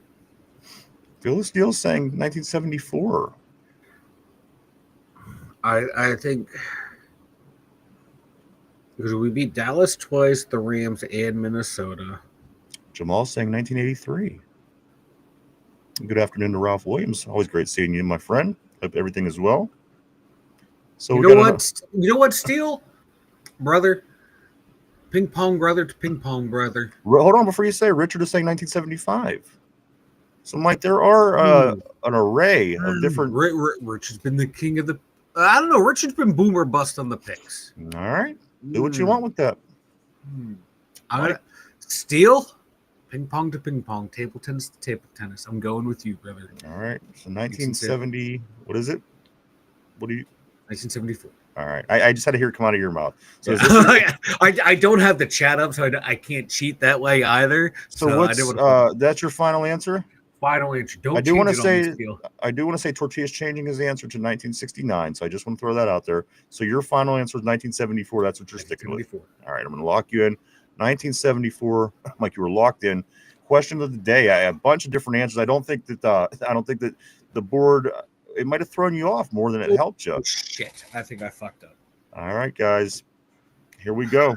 There's a lot of different picks out there. Question of the day: of the Vikings have been to 4 Super Bowls. They lost all 4. What was the last calendar year that they participated in the Super Bowl, guys? Brett Favre, Cody saying didn't get a Super Bowl there. Corey saying didn't Warren Moon lose one with Chris Carter and Randy Moss? That would make 93, 94. So, Mike, all over the place. Again, 74 is your final answer. This is how that looks, guys. Vikings been 4 Super Bowls, losing all 4. What was the last year they were there? Every single one of their 4 Super Bowls was in the 1970s. And the very last one they participated in was 1977. Ooh. 1977. Before my life even started. Who was that? The Raiders? I don't know. Probably. I'm not sure. But Sorry, I didn't mean to cut you off. I thought you had the answer. My bad, bud. But they that was before I was born. So, my whole life had went before the last time the Vikings had been in the Super Bowl. It might have been the Raiders. I'm not sure who won it that year, but was that no? That it was the Raiders. The Raiders. It was the Raiders, yeah, because that was one of the years we didn't make it. I thought they were at the tail end of their run, but the Purple People Eaters and the Steel 80 as far as the Januaries go. They just fell into a bad time. Minnesota did because he had Pittsburgh, the Raiders, the fucking Cowboys. One could say the same thing about Buffalo. Yeah. You know what I mean? That team was certainly good enough to win a Super Bowl. The Giants, the Skins, the Cowboys. The era that you're in, you get that NFC East was so tough back in the 90s. It was even in the late 80s. There was a couple Giants Super Bowls. There was a couple Redskins Super Bowls, of course, and then the Cowboys came and then they win 3 and 4 years. So that was a tough time again. But that team that I watched in the early 90s was good enough to win a Super Bowl. Yeah. Thurman, Kelly, the whole way down the list, guys. That was a really good team. A better kicker. They win at least 2 of them. One at least. One at least, and that's when people say, special teams isn't important. Yeah. Tell that to Buffalo. Wide right. Let's check out on the board here. Ralph does say, let me see right here. Or Tallman, I'm sorry. John says Tallman forced conservative style helps Lucky against average and below teams, hence the regular season record. The luck runs out in the playoffs. Ralph says I'm in Pittsburgh for a visit for medical purposes, leaving this Saturday. Oh, man, good luck. Hope everything goes well with you. Corey says no, those 2 teams didn't do it. John says the team has won 3 playoff games since the Super Bowl loss in 2011.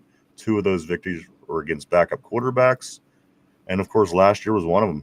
People would expect that Vikings team that was as good as they were in the regular season, and every team from that NFC North, for that matter, to be better, as they all lost their first playoff game last year, Mike. I think one of them had 15 wins, one had 14 wins, and even the third best team in the league had double-digit wins with the Packers, all getting eliminated in their first game last year. It was a surprise to me. I didn't think that would happen. I'm not going to say I wanted to. I'm not going to say I wanted the whole thing to go to Minnesota, but I'm just surprised that none of those teams made it past one game. Right? They all had magical runs, and Minnesota looked like they were. That offense was unstoppable. Then Sam Darnold, man, and he's one of those cats, man. He can high pressure situations get to him. Jamal says, "Dang right, how old are you?" Cody says, "What year were you born?" Yeah. I was born in 1944, Cody. No, I'm 47. I just turned 47 in July. 1978. Tortilla says last year you could get a Minnesota at the Super Bowl for $27. I like it, Minnesota. Guys, again, don't forget to get your picks tomorrow as the Thursday night football game takes off. Mike, this is not a good game to start off the week. I don't have the schedule in front of me, but who is the game tomorrow night? It's like Arizona and somebody. Give me 1 second here, dude. I'm pulling it up now. I just recall. Seattle at Arizona. Seattle at Arizona, guys. So don't forget to get your picks in. But every game after that, guys, there's a lot of difficult games in this one. Trying to stay in the hunt, trying to get keep your score up. Maybe take an early look at the teams and schedules because, again, Mike, there's tough games. A lot of 3-0s versus 3-0s, I know, right? 2-1s versus 2-1s, 1-2s versus 1-2s, and 0-3s versus 0-3s. So, again, you have to figure out which teams are the better of the good, which teams are worse of the bad. A lot goes into it, guys. Like, so that KC Baltimore matchup is like confusing me because, like, Casey's O-line sucks. Baltimore's D-line should be able to handle them, but they can't handle shit. A lot of tough matchups to figure out. Yeah. So a lot of tough ones, guys. Make sure you, like I said, get a look early. Yep. Get them in. Every game counts, guys. Let me grab a couple more of these messages here.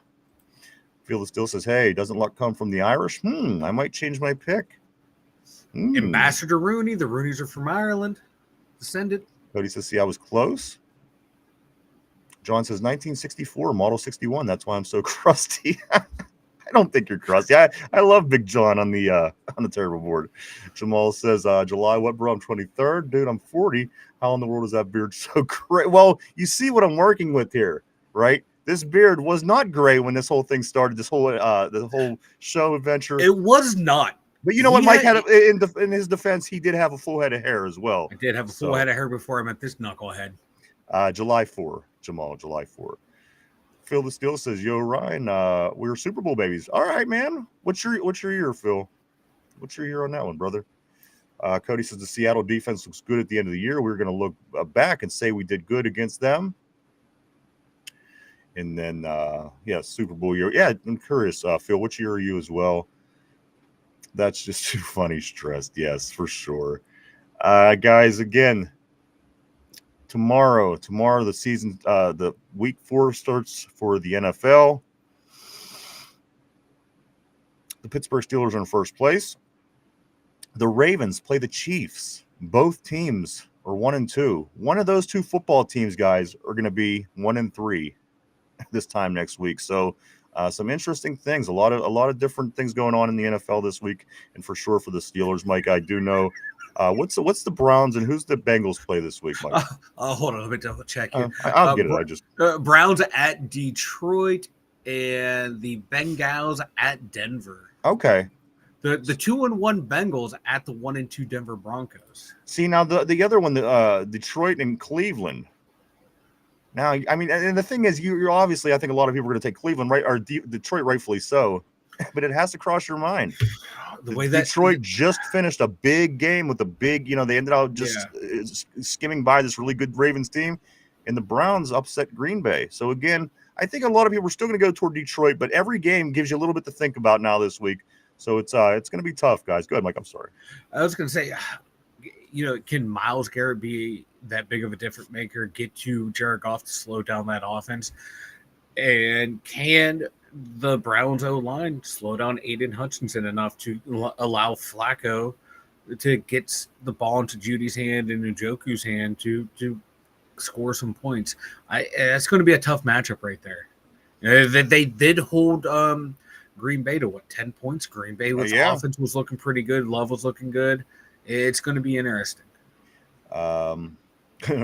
Ryan's mom cut off his allowance so he can't afford beer diet. Yeah, that's where I was laughing earlier. I was dying. 24. Jamal says July 4th. That's dope. My father is July 5th and mother's July 6th. Wow, that's okay. And then daughter's July 9. That is wild. My oldest is July 19. There's a lot of Julys up this way too. That's pretty awesome. 1975. Phil is saying for his birthday. That's awesome too, man.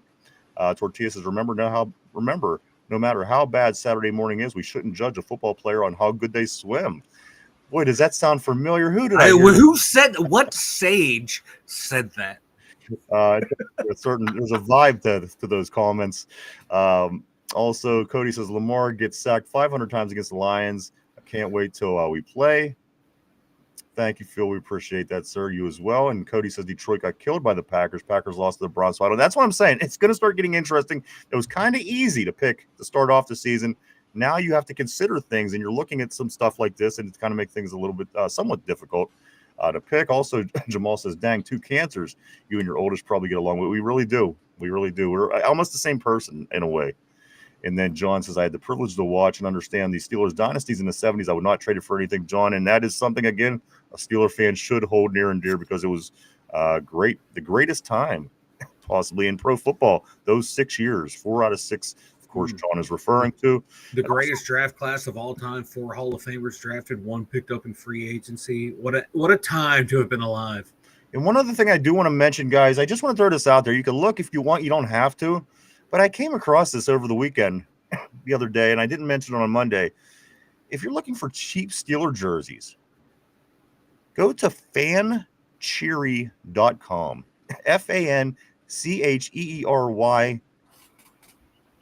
Yeah, Fancheery. Guys, there's like $22 Steeler jerseys. And I'm sure they're not game official, but they're not cheap Walmart ones either. Take a look if you get a chance.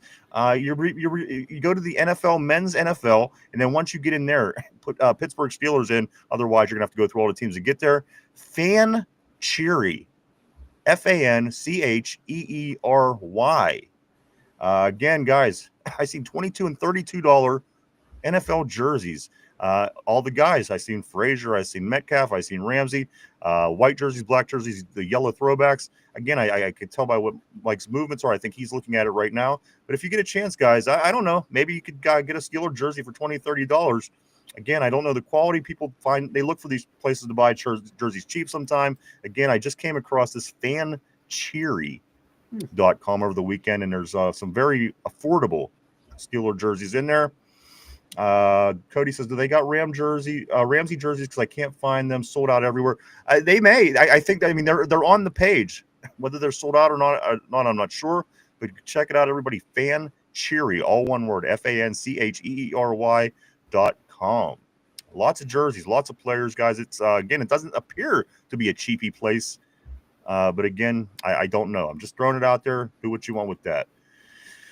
Let me grab Corey's saying this. He says, what's the shipping look like? I get mine off of Jersey Kingdom, and they're like $25, $30, but shipping is like $20 to $25.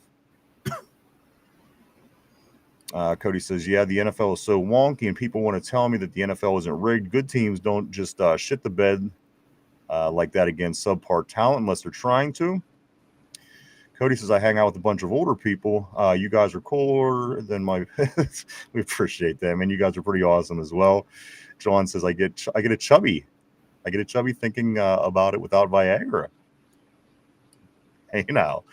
Cody says, they got Ramsey. You know what they do, Mike? Are you seeing anything that you could bring to the table here, or they're weird looking jerseys? Well, not them ones. There's real jerseys. Keep going. Oh, I'm trying to find. Are you on the Steelers? Yeah, I'm on the Steelers. All right, and then like go back, like see how the arrows it has 1, 2, 3, 4, 5. Go go to the right, keep going, and you're gonna get in the normal. Like those ones that you're talking about are weird. I don't know what they are. They're gray and shit. But there's black ones, there's white ones, there's the yellow throwbacks. Again, I don't know how much I would depend on Mike. Guys, check it out. Yeah, okay. So was that Derek Harmon, $32.99. There you go. Rookie Derek Harmon, guys, $32.99. If you continue on, you'll see that all the other Steelers are there as well. But again, check it out. See what you think. Maybe you might find something. Might find something, Mike, and maybe you might find something as well. Again, guys, fancheery.com. I do want to say fancheery.cn. Is it CN? It's .cn. All right. Well, there you go. fancheery.cn.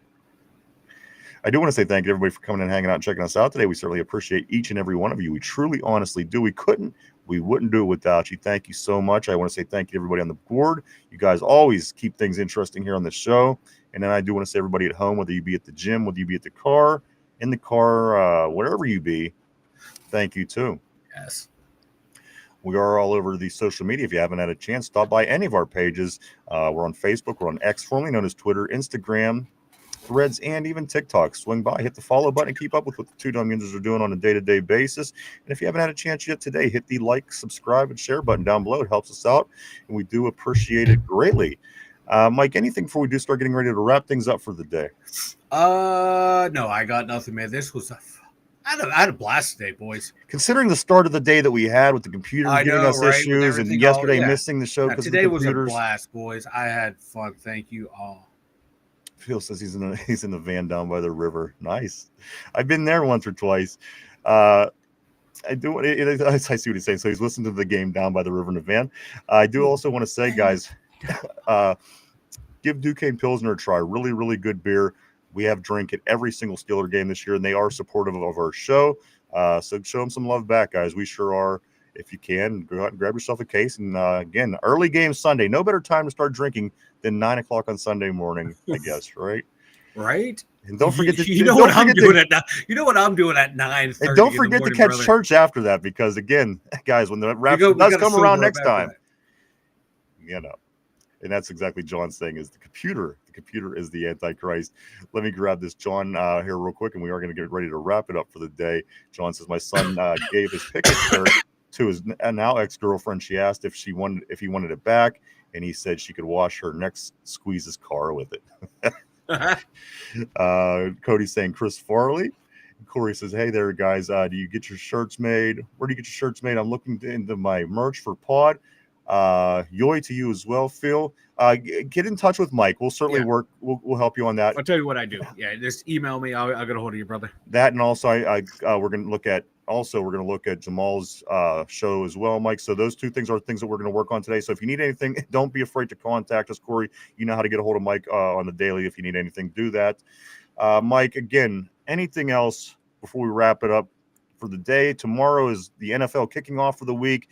Get those picks in, guys. Steelers 2-1, Vikings 2-1.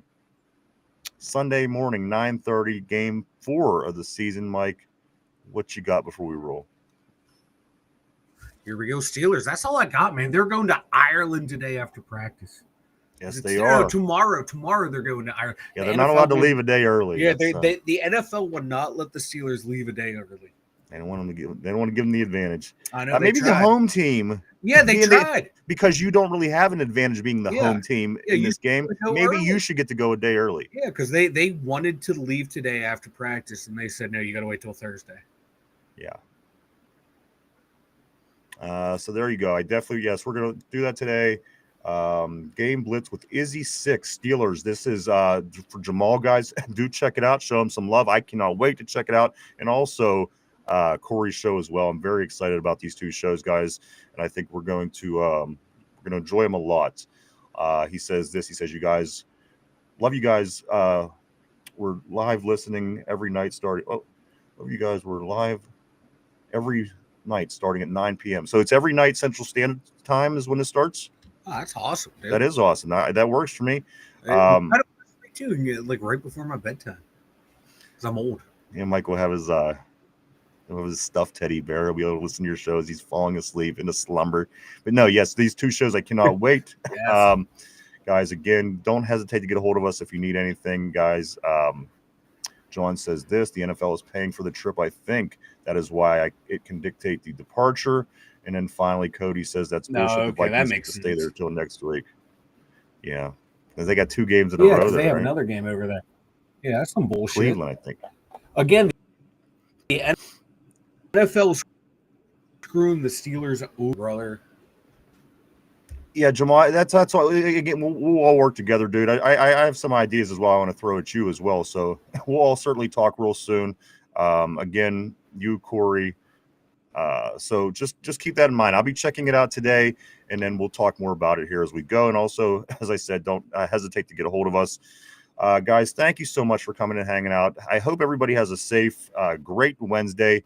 Again, NFL kicks off tomorrow. I hope to see everybody back. We'll be back at our regular time tomorrow to get ready for the NFL kicking off and to find out also what the Steelers got to do to get a win in Ireland. Croak Stadium this Sunday morning, guys. So we'll be back tomorrow at that time. Again, hope to see everybody then. I hope everybody has a great day. Mike, speak now, forever hold your peace. I got nothing. Have a good day, everyone. This was a blast. All right, guys. Thank you so much. As always, guys, thank you, Jamal, my friend. Guys, everybody have a great day. We'll see you tomorrow. For Mike in the Steelers Central Mobile Studio, for myself, the two dumb Yinzers, have a great hump day. We'll see you tomorrow. Bye-bye.